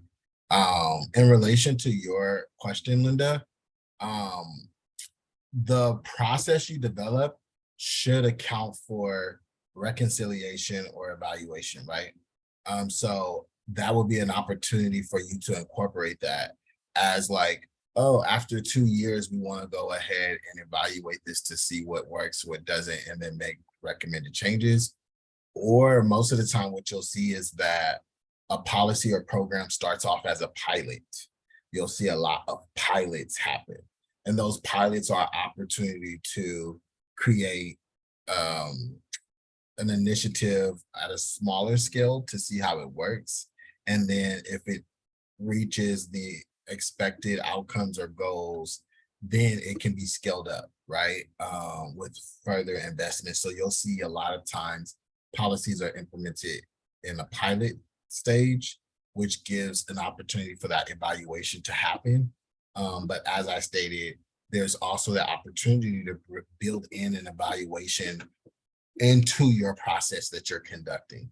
Most of the time it is going to be post construction. Let's say if it's the design site, you want to complete your design and then have checkpoints of how your design is being experienced. And so you can again leverage partnerships to coordinate that feedback loop, but it would definitely have to be post policy implementation or post design implementation, so that you understand again how those different stakeholders, specifically your target stakeholder group, is experiencing that, and that would or should inform your evaluation and the things that you make recommendations for changes or reconciliation. Let's go to you, Jenna. I honestly missed a good chunk of the video. I had to go to the restroom, but I heard something about the Green New Deal, and that was like the last thing that I had seen. Okay, cool. Well, we'll move on because I think Linda's response was really great and it closed that section out really well. And in relation to the policy window examples, the Green New Deal is one of those policy windows. So that's a perfect segue, Jenna. The Green New Deal is one of the sustainability plan documents that was developed in LA to inform the city's approach to addressing sustainability as a plan or focus. So I am going to go over this quickly just as a glimpse. You all should already have access to this in your Google Drive folders, but this document goes over the city's vision. So there's the environmental justice component and several other components. But what this does, it really lays out the vision for sustainability that the city has. And so what you can do with documents like these are identify the different components that you can align to your design intervention. So if the city is, for example, identifying the different areas it plans to impact using the Green New Deal, you're like, oh, okay, cool. I can support in that area, or that's aligned to what I'm trying to achieve. For example, Path to Zero Carbon examines the role that greenhouse gas reductions plays with this Green New Deal pathway, right? So with that, you're able to then say, well, my landscape intervention is supporting the Green New Deal's goal to lower carbon, right, emissions and to reduce greenhouse gas. And so my carbon drawdown component of my landscape intervention will be in alignment of the Green New Deal, right? And that's a way that you could pull a policy window in. So this is a really great tool because it also gives some really great examples of visuals. Okay. Another cool thing is a lot of these documents are built in collaboration with community-based organizations. And so as you are like identifying alignment, you can build out, your different targets in alignment with that. And so it's language that is common and aligned with different stakeholder groups. And so this right here explains the sustainable development goals that are UN. Those are like the international UN sustainable development goals, and the way that the city of LA has incorporated their vision alignment to those goals. So this explains the relationship each chapter has to the sustainable development goals. And again, now you're not only connecting, let's say, your intervention to the local vision, but you're now connecting it to the international vision of sustainable development goals. So this again is a great method to use, especially using those frameworks and tools to then plug and play like, oh, okay, well, there's existing policy or a policy window in the Green New Deal. it identifies the sustainable development goals and then identify the sustainable development goals that are most relevant for your intervention. You can then use that insight that you built into that framework to inform, let's say, the precedent considerations you build out for your projects, or even language that you build out into your writing assignments. Right here, it also has numbers, right? Benefits to Angelenos. It has numbers to prevent premature death of 1,600 plus people, prevent 660 plus respiratory or cardiovascular hospitalizations, and save $16 billion from preventative death in hospital admissions annually, right? And so when you're looking at these target areas, these may be aligned to, let's say, economic considerations you want to make, or even expose some of the economic constraints that exist, right? And so being able to leverage different tools like the Green New Deal document, the sustainability plan, is a great way to inform your intervention. So going back to other policy window examples, the Green New Deal's here, right?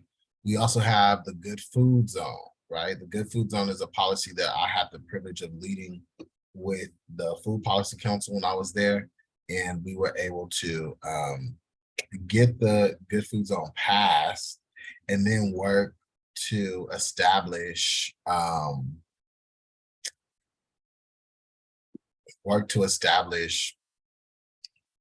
proposal for the Good Food Zone. So this is the Good Food Zone policy, right? So this is the policy. It was written out to address food insecurity, but also create economic opportunity. So through the Good Food Economy Working Group, this policy was established in partnership with business owners, impacted community members, and leaders to address the economic opportunity for healthy food businesses, as well as address the lack of healthy food access in food desert communities. So this really depicts the plan and the policy that was passed. There was a champion for this legislation. They had to get it supported by Kerwin Price, Council District 9 council member, and they supported it, presented it to council, and then it moved forward from there, right? And so then there was this whole component of, okay, now the policy's passed. A lot of people rest at that time. They're like, hey, you know, the policy's passed, we won, woohoo. But oftentimes that's where the policy dies. The policy dies once it's passed. The real work does actually begin when it's passed though, right? You have to develop an implementation plan, right? So after you come up with your policy and you get it passed, you then have to work with the electeds to actually get that as an outcome, get your policy win as an outcome. Let's see.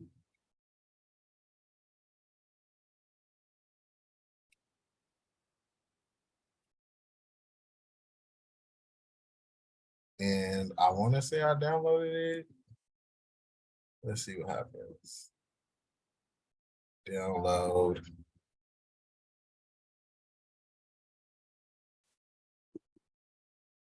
Let's see. Personal screenshot. I don't think this is what I wanted it to be.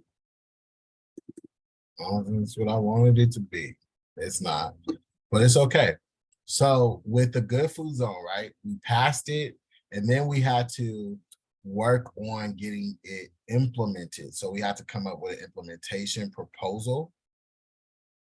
And what's that now? Where's my Adobe Express page? Oh, that's gone.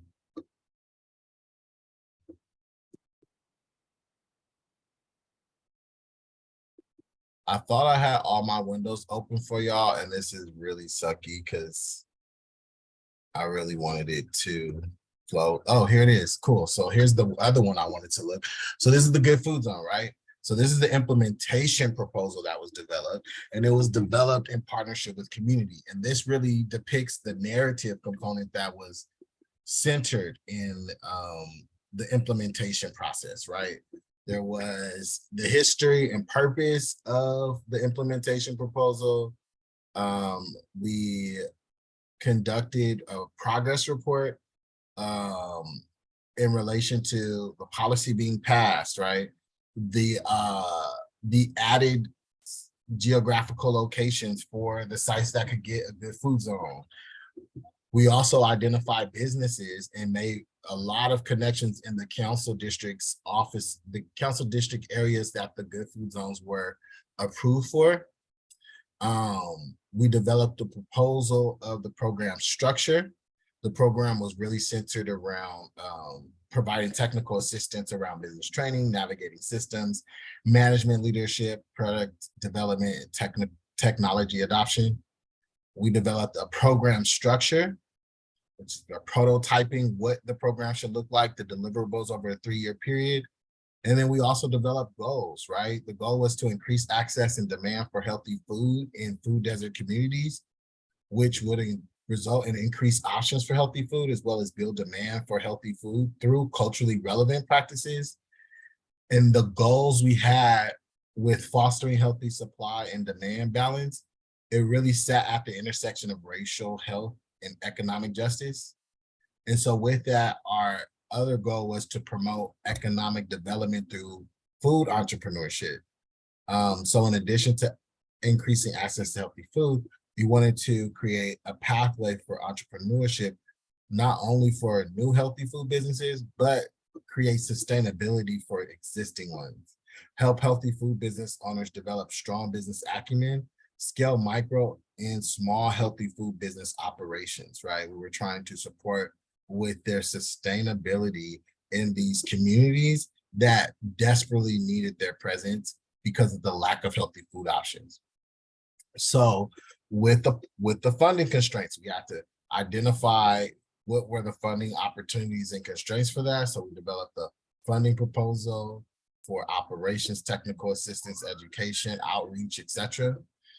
And we engaged the people who would benefit, right? So we connected with business owners like South LA Cafe, and we connected with them to understand what their issues were in relation to the COVID, which was really at that time, what was happening, but also the important role that a good food zone program would play for them. So they told their story, which was we started the South LA Cafe because after decades of living in a food desert, we wanted fresh, affordable, and healthy food options for ourselves and our neighbors. Instead of waiting for it to arrive, we decided to take a leap of faith and provide it ourselves, right? And so this is an example of how we were able to engage business owners and learning from them in relation to what they wanted and why the good food zone was important, and also letting the electeds know the important role they were playing in providing this much needed gap of services in relation to the Good Food Zone program. This is Tony Jolly from Hot and Cool Cafe in Lamar Park. The Good Food Zone is exactly what is needed right now. A lot of people are moving towards healthier food options, especially now during COVID-19 crisis. And that is why we're here. Healthier food is a breath of fresh air for our community. We also connected with Sophia Harvey with the Right Choice Caribbean Market. They mentioned how their mission is to serve my community and bring them healthy food, right? And bring them products that are grown out of the country, not processed. It's basically food that's healthy for you in the Caribbean culture, right? So these are examples of us grabbing these narratives and really centering them in the RY of the importance of it. The last one I'll share is from Taco Sin Karma. Taco Sin Karma was born out of the need to have healthier food options in my community. We want to expand the perspectives and possibilities of plant-based living through culturally authentic and nostalgic flavors. From our carne asada tacos to our vegan pozole, you can't go wrong with anything on the menu, right? So we're really centering these stories. I lied about the last one. I'll give you one more. Supermarket.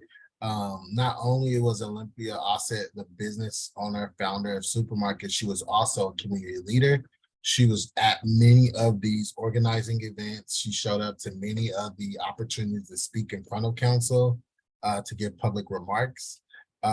Fresh food access is not simply a nice idea, it is a right and a necessity. Leaving our neighborhoods to get healthy ingredients and meals is a challenge millions of Angelenos no longer need to face. We found a Supermarket so that this subtle form of discrimination, which leads to millions of US deaths each year, will cease to exist.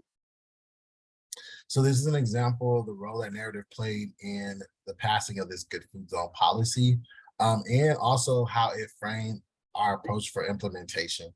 We partner with these business owners to not only develop the policy, but we also again centered their lived experience narratives as more reason to move this forward.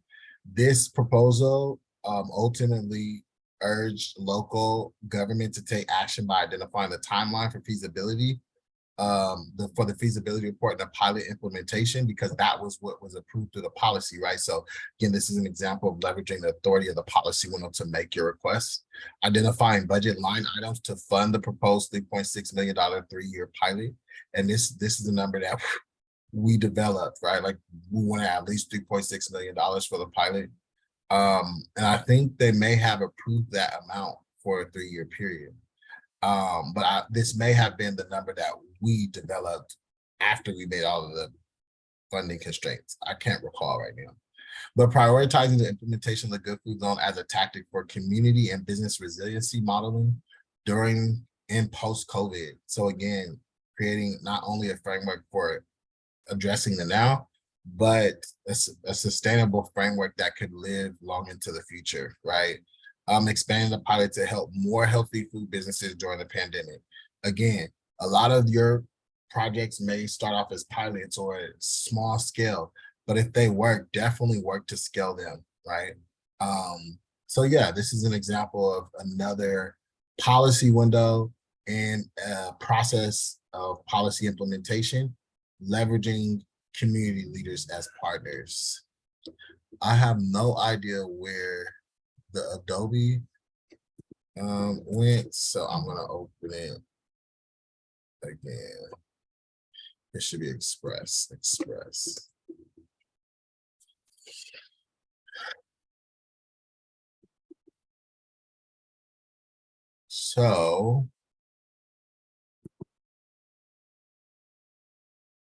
So we went over a few of these. We went over the Green New Deal, right? We went over the Good Food Zone. Let's get into the LA River Revitalization Project.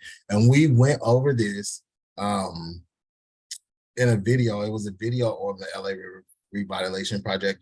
And I think this is a great example of a policy window that you can leverage that, you know, is really centered in, let's say, a landscape focused intervention.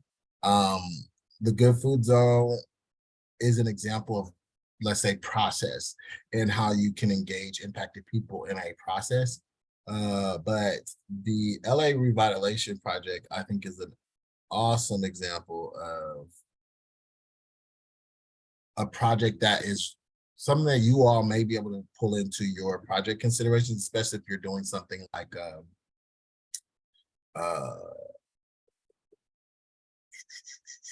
Ascot Hills as your site. Again, I don't know how I did all of these windows to be open and then they're not here. Okay, it is here. It is here. Okay, cool. It's right here.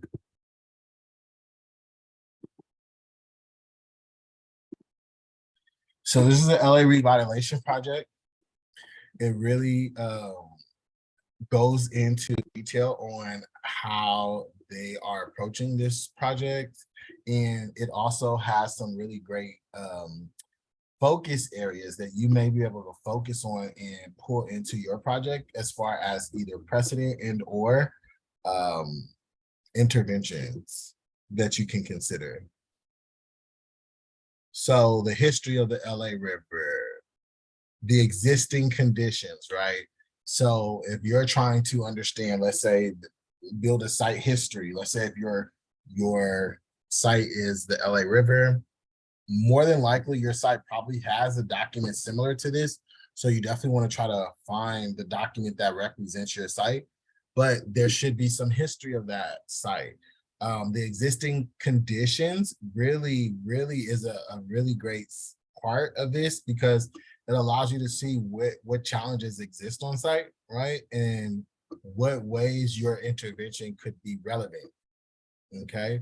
This, when you're talking about the master plan, it really talks about some of the things that they already started to prioritize. The different literature reviews, that's a great tool that you may want to leverage to really get into what writings they're looking to. Let's see what methodologies. So they have database methodologies,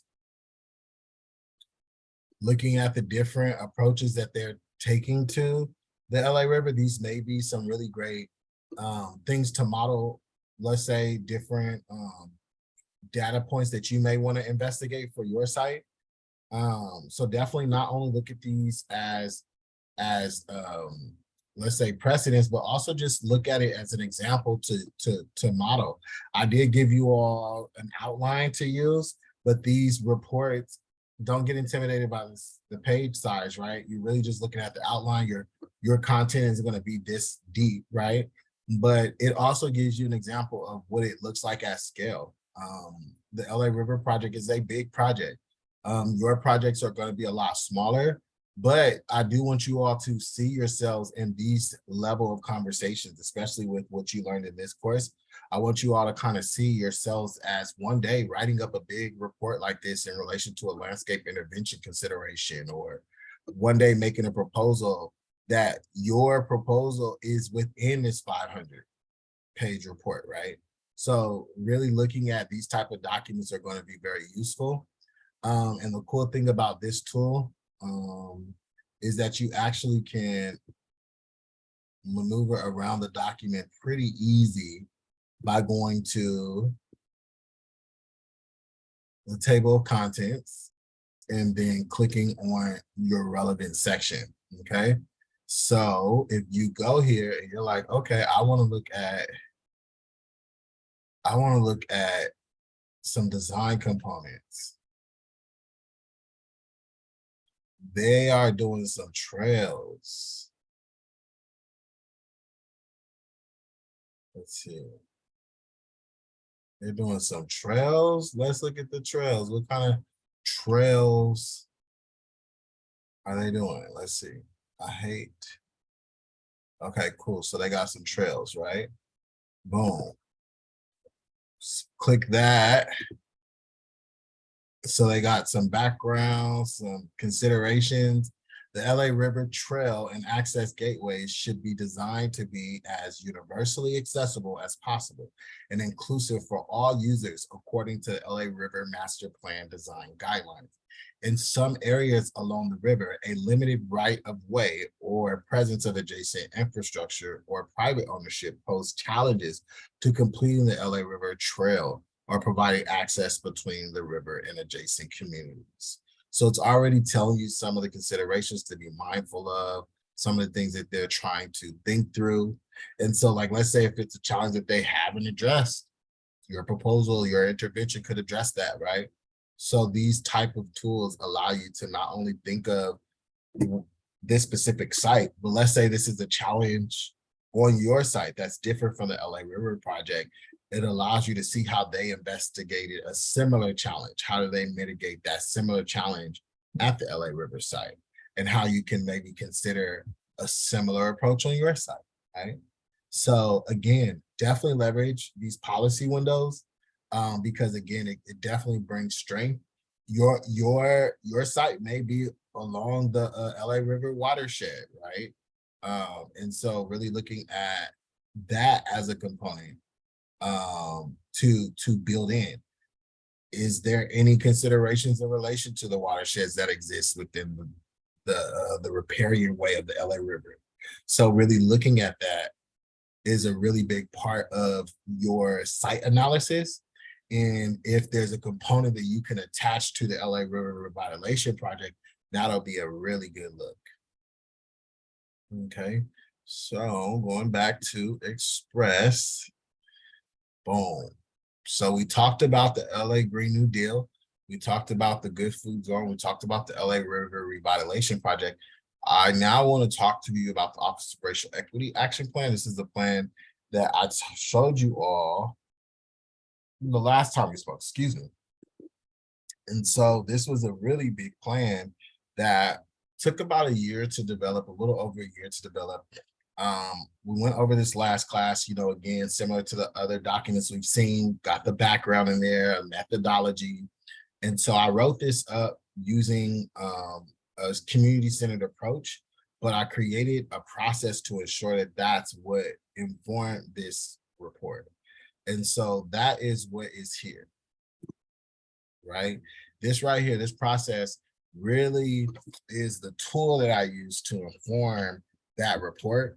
And this tool was built in collaboration and partnership with both internal stakeholders, different city departments and offices that really were important to have a part of the process so that we would mitigate any downriver challenges or would have already considered some of the things that may come up later. One of the things that was important, we talked about it in this class, is really using that policy window. And so all the work that was established in the action plan was centered in the policy window, what was asked of us by council. And so that gave us the authority to take action. And with that action, I used the community's vision to inform that action, right? And so for every component that the policy window communicated us to address, the community had a vision for it. And so I did research to identify the ways the community identified their relationship to these different policy windows so that I could communicate what that action should be. And with this action, this is really the personnel budget breakdown of that. And it really breaks down a 5-year rollout of what racial equity should look like in this office, focused on the 5 focus areas of the policy window, which is policy research and analysis, data tracking, monitoring, and evaluation, technical assistance and training, civic engagement, and the establishment of an advisory committee, right? Racial Equity Advisory Committee. With that being said, I was like, okay, cool. In order for us to do that, we definitely want to have a long-term vision for this work. It's not going to happen overnight. So definitely want to have a long-term vision. We also want to identify what the resource investment is to achieve this outcome and what the staffing requirements would be. So that's what I did. Personnel and budget breakdown. What is the staffing need for the next 5 years? What are the specific classifications that the city has to for those staff positions that we're thinking we need to execute the tasks that we were asked around these 5 core issue areas, right? I also identified the accountability partners we were going to work with to inform this policy. And so it has the whole list of everyone that we work with. And that also holds us accountable, as well as gives us the ability to communicate to anyone who asks who we engage in during this process. Again, this also allowed a budget priority establishment. So in relation to the staffing, there are also different areas of our budget that needed to be prioritized around staff development, projects and programs, software, digital inclusion, language access, and consulting dollars. So those priorities were identified in this plan. I also then did an action plan for each of those 5 focus areas. And so as you can see on this screen, it shows what this looks like for the policy research and analysis. It identifies a policy window on the far left in this breakdown. It shows that the community has a vision for our policy work to prioritize health and well-being, housing and built environments, and all of the areas that you see here. This was identified through research of different community-led data reports and programs, and it allowed us to see that these were the 9 issue areas that kept coming up. The action plan identifies for this effort, we're going to need 2 policy analysts, and then also it identified the functions. It also identified the accountability partners, as well as the performance measurement. So we're talking about evaluation. The only way you can evaluate something is if you know what you plan to evaluate. So the performance measurements both account for the staffing, the expectations of, getting this plan approved by council, as well as the process of requesting the funding that's associated with these tasks, because this proposal was not the request for funding, it was the action plan, but the request for funding goes through the annual budget process, right? So making sure that when you're doing your process that you understand the other processes that are happening in tandem with it, that it either is impacted by or will influence, right? And so the qualitative and quantitative metric to consider is really looking at how are we measuring our impact, both in the how much, how many, but also the how was it experienced. So this really depicts the different considerations that went into, the thoughts of what we should be tracking, both on the quantitative and qualitative side. And then on the resource side, again, what is the staffing and budget request? I want to show one more example because projects, programs, and functions, right? So for the policy, it's not a lot of programs. It's not a lot of programs. It's really about research and doing alignment of policy. But for example, with technical assistance, we were able to identify the staff positions as well as functions, projects, and programs that this particular function would need to do, or this particular focus would need to do. And then again, those accountability partners, as well as those performance measurements in those resources. But the staffing positions was critical with the functions, right? What are these folks going to be doing? They're going to be collaborating with city departments, focusing on service delivery. They're going to facilitate implicit bias trainings. They're going to engage departments with racial equity officers to support equity audits and the deliverables around that. What are some of those projects and programs? Trainings, assess equity and delivery of city services, collaborating with the different departments, right? So calling out the mayor's office, the budget department, the personnel, and then getting these departments to buy into your efforts. You don't want to just say that you're doing it. You want to get, like, let's say, some type of acknowledgement of a buy-in from each of these stakeholder groups. So this is, again, a tool of a prototype process of what is it that we're getting to? What are we establishing? What are we going to accomplish, and how will we measure it? How long will it take to implement? What are our outcome goals, right? And so when you're looking at that evaluation that you asked about, Linda, it does show that we have an evaluation period. It shows that we'll recalibrate as needed, assess impact and progress on the community's vision, recalibrate as needed, right? So again, this is an example of building that evaluation process into your prototype process so that you don't miss it and you could check it off versus like, oh, we intend to, yeah, we're thinking about doing it. No. Is it built into your process, right? And again, with the community's vision, it allows you to, one, understand what the community asks for specifically, and then communicate to them how you can achieve that in reality in consideration of your constraints. So it doesn't, blindside them. It doesn't catch them off guard. And it also allows them to say, okay, well, we know you asked for it and we know you didn't get it, so we'll help you try to get it next year, right? Versus they act like you ain't never did nothing for them, or they act like they don't know what's going on, right? So having this visual, having this understanding of these processes and visuals of it as it pertains to the different stakeholder groups is going to be critical. And again, you never want to move anything that is not moving through a policy window. That's either a directive from your company or a policy window that you've identified from a government, alignment focus area or a compliance component to your design. You don't want to build a design that isn't compliant, with the zoning regulation or a city ordinance, or you don't want to do that, right? You want to make sure that you're really not only mindful of those components as it relates to regulations and compliance, but also the community's vision. So as you can see, both policy window and community vision is what we start with. And that is what I hope you all do when you're moving your work. How are you identifying that policy window alignment to your design? How are you connecting your community vision to your design? How are you communicating that? I'm going to be looking for some of those considerations in your projects when you turn them in. Okay, so those are the different policy windows, right? Examples.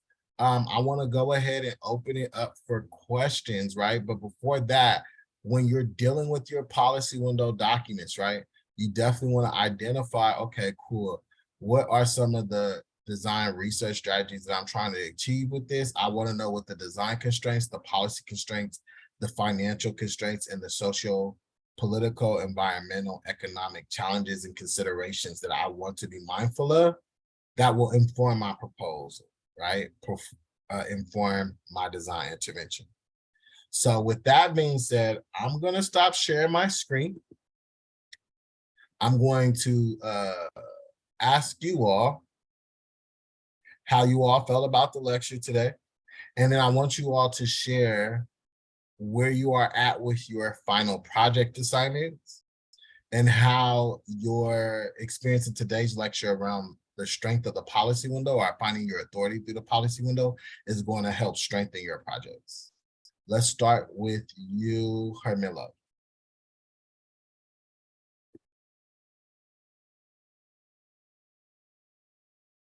Yeah, my first question is, those examples that you show, are they in Canvas, as I'm trying to find out? Are they in Canvas, also in PDF, or you only have those documents? You should have them on the Google Doc. There's a Google Drive folder with policy windows in it. I'm gonna put it in the chat. But yeah, that's where it should be in relation to this class, those policy windows. That's it. Yeah, and is that in a specific week? It's in the resources for the class. So it's in the syllabus and class resources. Oh, okay. No wonder I don't see it because I am checking in one of those classes, the one of the Canvas. weeks, huh? Yeah. Okay, yeah, it's in the Google Drive.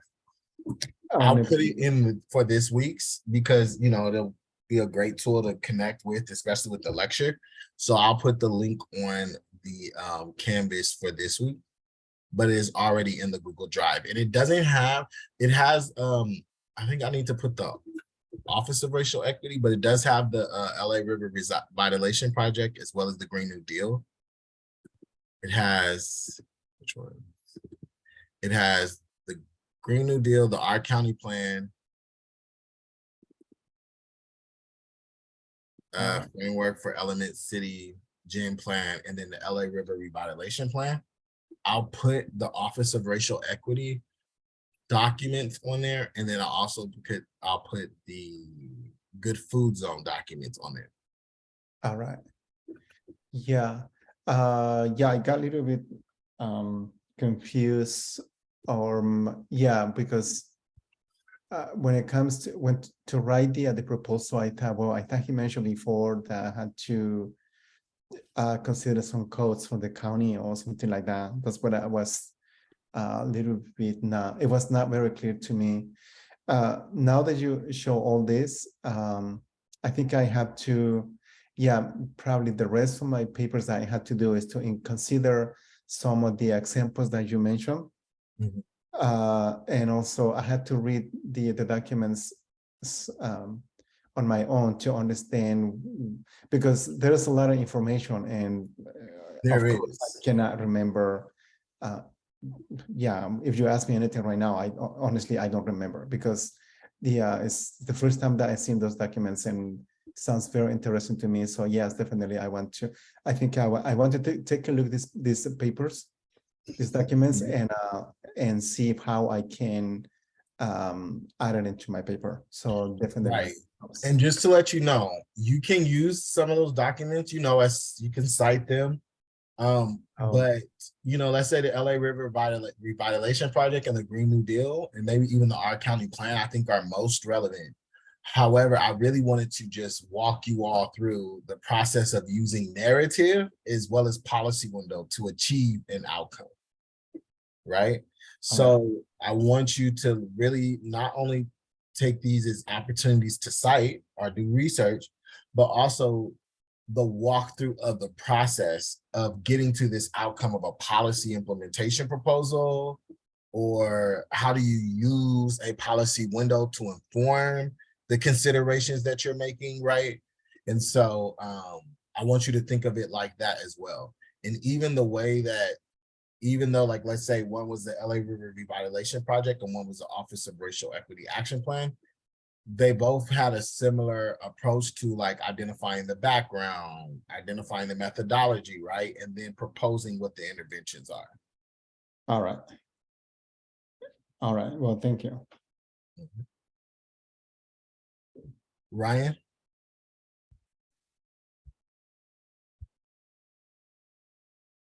I'm not entirely sure where my group is for the project. However, I had some questions about the final writing assignment. Okay. Is that due on November 28th as well, or? No, that is due on the 12th. Okay.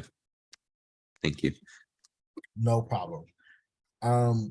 Definitely reach out to me, Ryan, if you haven't connected to with your group, or if like it's more of like we're just trying to figure it out, but we're working on it, right? But like if you feel like you haven't connected with them, definitely let me know so that we can figure that out. Okay. Okay. Thank you.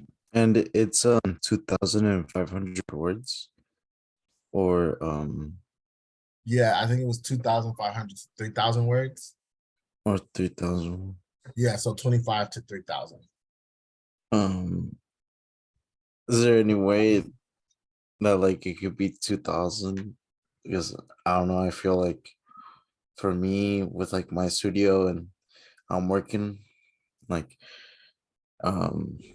reaching to 2,500 be kind of hard. I think that you should try as hard as you can, Steven. And I think you're going to do a great job. Professor, I have a question. Uh-huh. So you said this is due on the 12th, but on Canvas there's something also due on, there are actually two things due on the 28th. I may need to make an update. Yeah, it says on the 20th. Thank you for clarifying that. I will update that on your Canvas. So your final projects are due on the 28th, which is next week.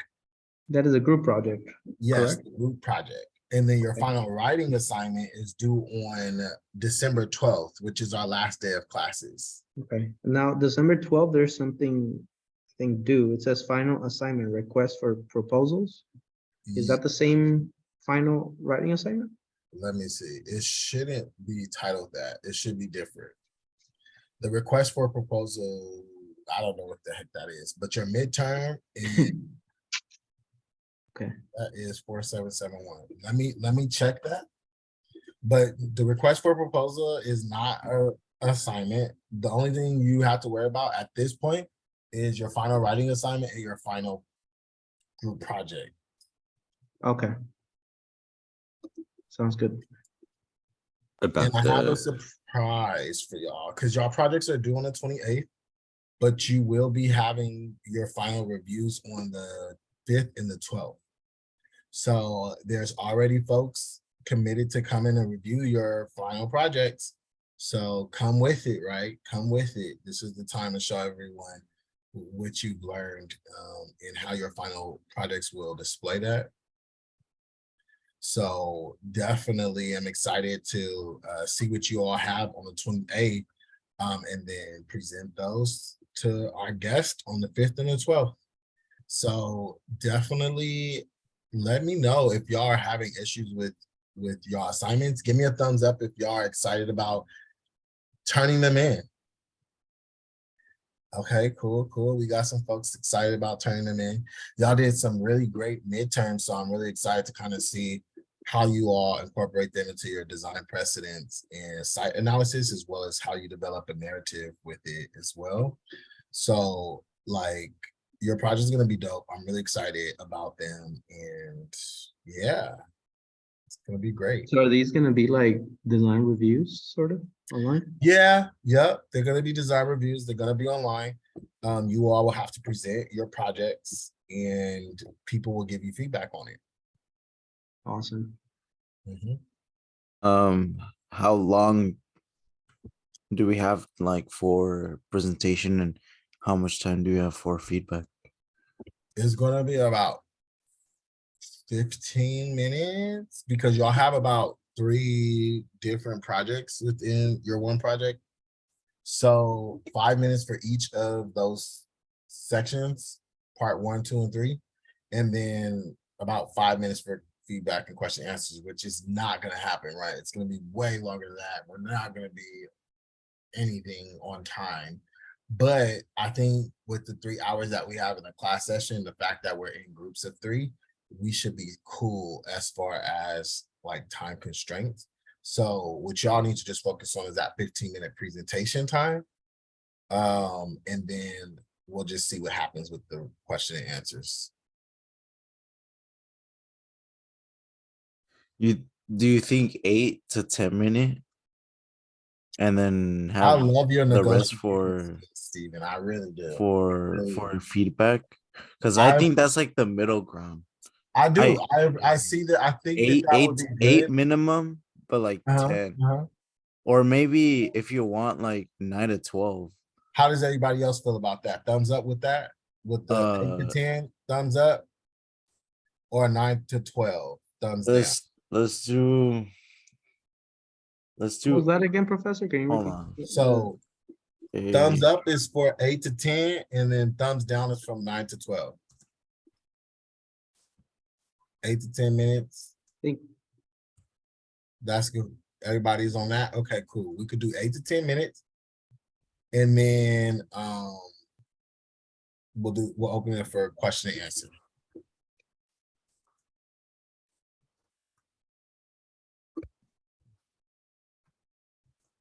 Sounds good. Let's see. Yes, 8 to Okay, 10. I just put in the chat, so just type in, and we'll just like see just like a whole row of whatever people vote. So go ahead. Okay, cool. Well, I think the A's won, but definitely for the sake of record keeping, A's or B's. A's in the chat for 8 to 10 minutes, and then B for 9 to 12. What's the difference? Just we have more time. That's it. To present. Yeah, I think B. I've seen that usually presentations are like 10 minutes, like studio or just in general, because of just the amount of presentations in general, and the amount of like time you want to allow to present and then feedback. Right. I think we can Have you get. seen a Pechacucha though? You know what those are? Pechacuchas. I don't think I'm familiar with that term. So it's like a Japanese, or I don't know, it's like a Eastern sort of thing where it's like the presentations you can only show one image, and then it's like slide, but for every image you have 30 seconds, so like 15 to 30 seconds to talk about each one, and it's a slideshow. You don't have control of the PowerPointer. It just sort of goes, and then you just talk. Pechacucha, I think it means chit chat, but I don't know if it's I'm Japanese. gonna or have to figure out how to something. incorporate that in one of these courses I teach, because that definitely sounds interesting, and I think it would be a dope challenge to. They the- did it first year. We did it first year with the case study. We got Oh, really? we got like 2 weeks to do a case study, and yeah, we presented in front of class. This was first year. This was like pre-COVID. Mhm. We were presenting in front of class, and we had to memorize our lines, and we could only had like 3 or 4 flashcards. And I remember like practicing in the parking lot before like presenting, because you know, the amount of time you have to like research, the amount of time you have to practice, right? Right. But overall, yeah, that was a very fun and nice, like we all it was like professional. We all dressed up and all that. So yeah, it was That's pretty nice. cool. Thank you for sharing that. I'm gonna have to look into that. I don't know if I'll have time to figure that out before ours, but I'll for sure definitely consider that for the future. But I think 8 to 10 is a cool time frame. It seems like for folks that works, so we can definitely move forward with that. Anybody else want to share what they took away from today's class and how it's going to support their project deliverable, or any questions that you all have about the final?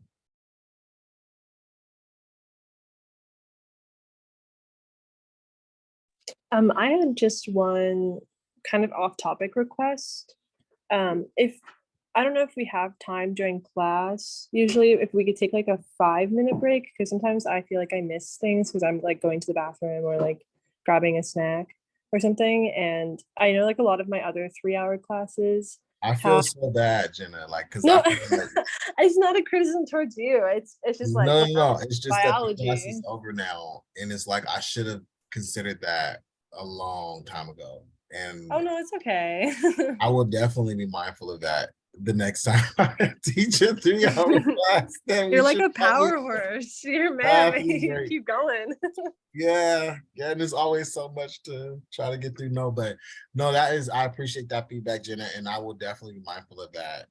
Feel free to go to the bathroom anytime y'all want, but I will say that I will incorporate a break moving forward. And if I don't, go ahead and remind me. DM me, put in the chat or something like, hey, can we take a quick break? Because I might forget. But thank you so much for bringing that up, Jenna. Thank you. Anybody else? All right, well, that's class for tonight. I'll stay on for anyone that has any questions. I think a couple of y'all emailed me, so I'll be on to answer any questions that you all may have. But yeah, I'm looking forward to seeing y'all's presentations in my inbox on the 28th. And then also getting those presented in front of our guests. There's going to be some folks coming from the field trips that we've done, as well as some of the faculty folks. So I'm really excited to really present the work that we've done together this semester.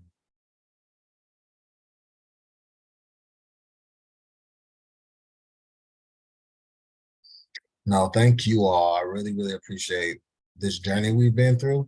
And I don't know if I'll be teaching, well, I won't be teaching landscape architecture next semester, but I did pick up a class in urban planning. So I will be on campus and the journey continues. I'll probably be back teaching this class in the fall for landscape architecture though. And I am going to be pushing for it to be like an essential course. I don't know, I think I missed the deadline this semester, but I'll push for it next semester. And you all have definitely communicated the value of it, which I appreciate. So I think that we could push for that. Thank y'all so much for being on this journey with me, and thank y'all for doing such a great job with the coursework and material. Thank you, Professor. Talk to y'all Thank soon. you. Thank you. See y'all next week. As always. Thank you. Happy Thanksgiving. Happy holidays.